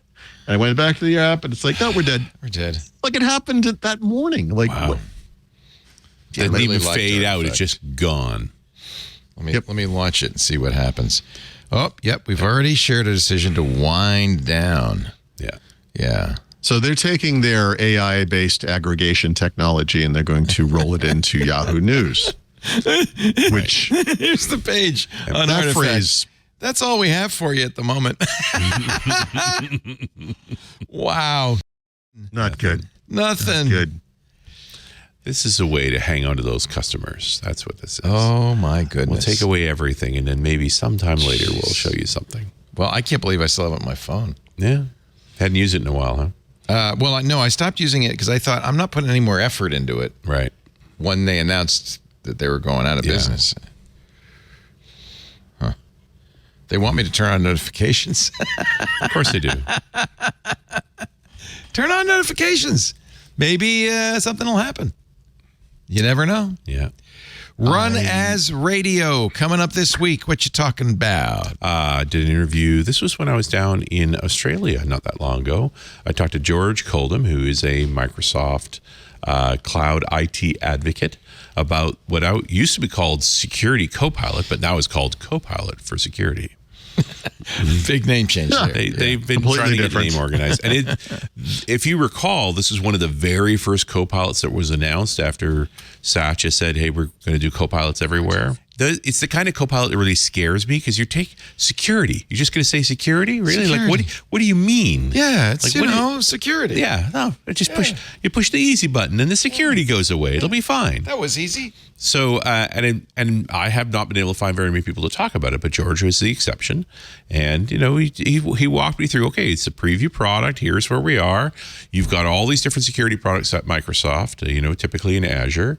And here's a tool that helps you navigate them to figure out what your needs are. Oh, that's good. That's a good use. Does some good log consolidation and even helps you with the tools that are specialized in that, the SIEM-related products. So, if you check the links on the show notes, you'll see all the different products we touched on that are authentication related and data identification related and, attack related, ransomware resistance, SIEM. So to me, and it's certainly where we went with this conversation, is an awful lot of organizations out there, small shops, 2 to 3 IT related folks, and nobody dedicated to security full time. It's just not feasible. And so, you sort of rock, paper, scissors, who has to put on the tinfoil hat this month. And now there's a tool that you put the tinfoil hat on, and then you talk to a nice piece of software that tells you what you should probably focus on next and gives you some ideas of where to go. So it's not giving you security advice or locking stuff down. It's just helping you navigate all the different products. And as well as, maybe giving you a bit of a checklist. Have you checked over here? Have you looked at that? But also can look at the security postures you have in all of these products and say, you've configured this, but you haven't configured that, and you haven't looked at this. So does it say thank you, citizen, at the end? Your compliance is appreciated. Anyway, again, a preview product. It makes me want to spend more time with it just because there is so much to look at. And they are rapidly building these connectors to Copilot for each of the different security products so that you'll have a bigger and broader view across the space. I mean, the only product of the Copilots that scares me more than this one was the one they called Azure Copilot, because that's not too big of a bite, is it? I think now the name change kind of makes sense because Azure Copilot or Security Copilot, subtly different than Copilot for Azure, or Copilot for certainly, I'm just back from the Fabric conference. I'm not even home yet. I stopped at your place first. Thank you. And they talked about, because, Fabric is this data analytics tool, and the fact that you were moving through from the analytics client into the data warehouse client, into the data acquisition client. And at each tier of that, there was a Copilot to help you, understand the data you had, the features you had available, the capabilities you had. We're starting to see this matrix of Copilots, like that there's a relationship between what you're working on and being able to have a language conversation and a written or spoken conversation with the tool to understand what you're looking at and what capabilities you'd have, why you might want to do things there. And it's trustworthy. There's no hallucinations. You would hope, but he was pretty insistent on preview and double check. Yeah, be very careful. Yeah. Cool. I mean, in the end, you are still responsible for your security. You're the one wearing the tinfoil hat. So there are suggestions, but it's up to you to take them on. This week's Run as Radio, show 926, Microsoft Copilot for Security with George Coldham. Mm-hmm. Now, one of the reasons I wanted you to come into the studio is I knew you would probably bring some fun with you. I always bring whiskey with me. He brings the fun. It's a rule. What do you got? I got a find, no question about it. You want to grab the bottle there? We can tell the story. So, I mean, we've been going through a bit of a story arc, even with Micah when you were off and having some fun. Precious. I ran across some really terrible whiskeys. There's a big wave of new whiskey companies coming up, and after having some bad experiences studying some really bad new whiskey companies, I wanted to have a good experience, and this is one of them. It's Irish. I like Irish whiskey. Clonakilty. Clonakilty. Not a name, it's so weird. It couldn't even be a technology product name, right? It could be. But Clonakilty is a town in Ireland, on the very southern edge of Ireland, on the Atlantic Ocean, in Cork County. And they were best known for some of the best black pudding you could get anywhere. But that's changing now because of the Scully family. So the Scully family owns a barley farm outside of Clonakilty, which they've owned for arguably 200 years, 9 generations. But they didn't get into whiskey until 2016. So they are one of the new age whiskey makers, longtime family. They have some interesting ideas about how to approach whiskey a little differently. They built their facility out, was up and running by 2019, which means there's no whiskey in there from them, right? 2019 is too young. Right. It takes longer than that. In fact, most likely they're buying their whiskey at this point from the new Middleton Distillery, which we talked about when we did the Irish episode a while back. That is the distillery that makes Jameson, Tullamore Dew, Redbreast, all of the spots, green, yellow. Some of my favorite Irish whiskeys. Very good whiskeys. Yeah. They did hire a master distiller, a fellow by the name of Paul Corbett, who worked on Teeling and Tipperary, which are both Irish whiskeys. So he kind of knows what he's doing. They do have good equipment. They've got the triple pot stills, but their big play has been to build a rack house right on the sea cliffs So 200 feet above the Atlantic, there's this gigantic rack house, and they do the pallet style. So they're using pallets with standing barrels. And so their initial releases, and I'm going to focus on the U.S. releases so you have a chance to get them. These are all going to be Middleton whiskeys. And then what they've done is they finished them at this new rack house. So maybe it's got a little hint of sea air, but consistently you'll see the same descriptions where it is bourbon aged, but something finished. So the double oak, which is about $50 that you can get here in the U.S., is finished in a different kind of oak barrel. The port cask, spent its last year in a port barrel. These are all the things that a young distillery could do. Right, they're buying 6, 7, 8-year-olds whiskey from the distillery, from the rack houses, which have all been aged in used bourbon casks, and then they're doing a year in their own rack house to give it a bit of its own character and start to, while they are making their own whiskey, running their stills as hard as they can, and starting to rack new make, so that a few years from now we're going to see this. So we get a chance to see Clontakilty in its transition period. They're also making a vodka and a gin, because those you can make in a day, right? Like those don't need aging. So they're trying to get a bit of pipeline of income while they are letting their whiskey that they're making themselves mature. So this is not yet from their barley field. No. But it is from not yet. This pretty darn good whiskey maker's barley field. I mean, I've got nothing bad to say about New Middleton. Those guys know what they're doing. They make some very, very nice whiskey. I like the whale tail on the label. That's and cool. they are big on supporting sea life. They make contributions to some conservatory organizations. They talk about some stuff. Like I was reading some of the details of the way they're making their whiskey, and you know that when it comes off the still. On that third distillation, Irish whiskey tends to be very high, 87, 88, even pushing 90. And so you don't barrel it that high. It's too much of a solvent. It'll rip stuff out of the wood. It'll make everybody sad. And so you cut it with water. You'll take it down into the 60, 65 range before you put it in the barrel to start lifting some flavors from the barrel. And so they got this idea they call gentle cut, where they're introducing water slowly to it, I guess. I mean, I don't know why the whiskey would care, but they went, I study Be bottles. gentle with my whiskey. I study bottles pretty carefully. You see, they even put right on it. Gentle cut. And now it's chill filtered. Yeah. Well, non-chill filtered. Non-chill. That's removing the flocculation from the product, right? So, I mean, this cask number 3512 was probably that's the barrel that they got from Middleton, right? And which obviously had been aged in bourbon for X number of years.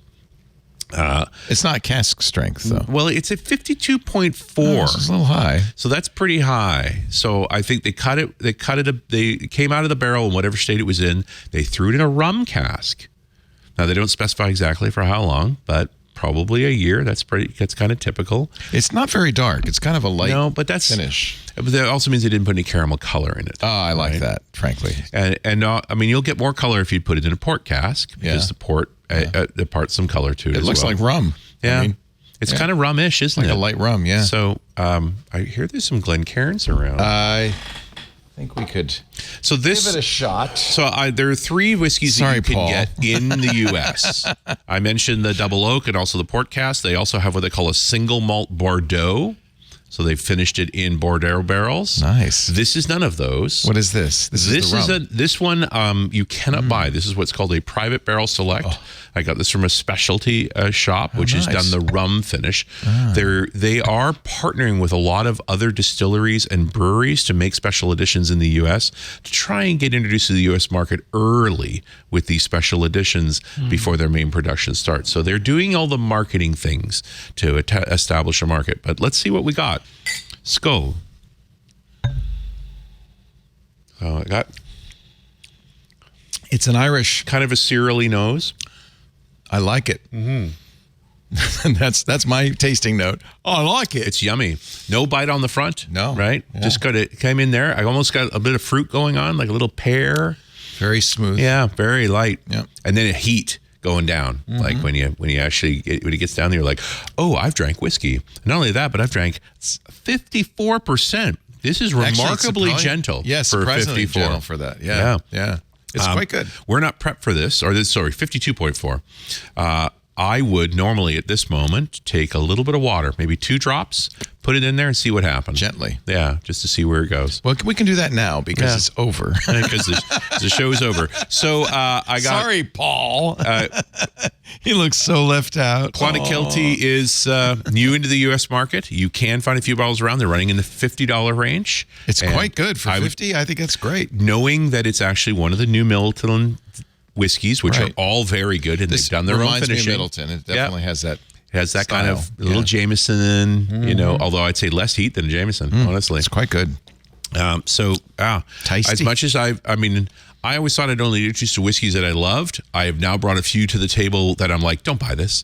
But this is one I'm like, this is new to me. I would think keep it's this around. I think it's very keep this drinkable. in the house for anybody who came over and wanted to. And it makes me happy snort. that there are new whiskey makers making good new whiskey. No kidding. And when they start actually making their own whiskey, we'll have to see what they make. Yeah. Very curious. Would that make a difference if they have their own barley and their own distillation? Well, I think there's no substitute for 5 years in a barrel in their warehouse. It's the finishing that really matters. So the finishing makes a big difference, but the Isleys, because they're so close to the sea, consistently they talk about those sort of salty notes, those kinds of flavors, as opposed to Highlands that are further from the sea. Right. This is most Irish warehouses aren't near the sea. This is pretty much the only one that close to the ocean. So they may have something unique. Sea air, and it's consistent temperature probably. It's stabler, right? Yeah. So they have a possibility. Yeah. But it's going to, we're 5 years away from knowing. No peanut butter flavor, though, Paul. I'm sorry. It's bad. Can't taste a chocolate anywhere. I don't taste cinnamon. It just tastes like whiskey. Okay. Disturbingly like whiskey. He's hung up, hasn't he? He's so annoyed with us now. He's so pissed off. He says, I have nothing to do with it. That's Richard Campbell. He brings whiskey whenever he comes, and it's always nice to see you. It's been a while. You haven't been in the new studio. No, it's the first time in the new studio. Last time we saw each other in person, we were on a cruise ship. Oh, the cruise. I forgot. Yeah. Where we all got COVID. That was fun. Including my wife. Yeah. Thank you, Richard. So nice to see you. Safe trip home. Not too much of the Clonakilty before you leave, although you can have lunch in the other room. I appreciate that. I think that'll help. Paul Thurrott is at Rich is at runnasradio.com, by the way. That's where Run As Radio is, and .NET Rocks is two fabulous programs. Paul Thurrott is at thurrott.com, THURROOTTCCOOMM.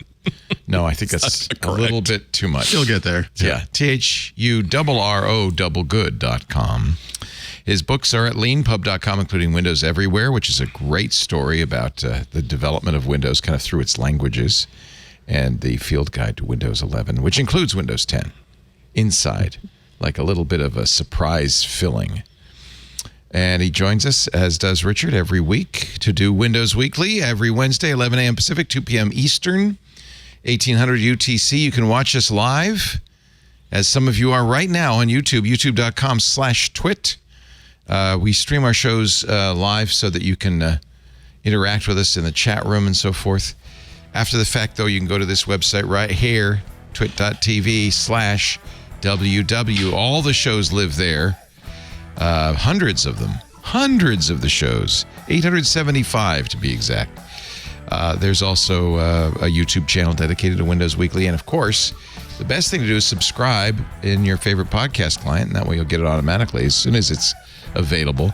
And if you're a club member, you can subscribe and get the ad-free version automatically. Windows Weekly in audio or in video.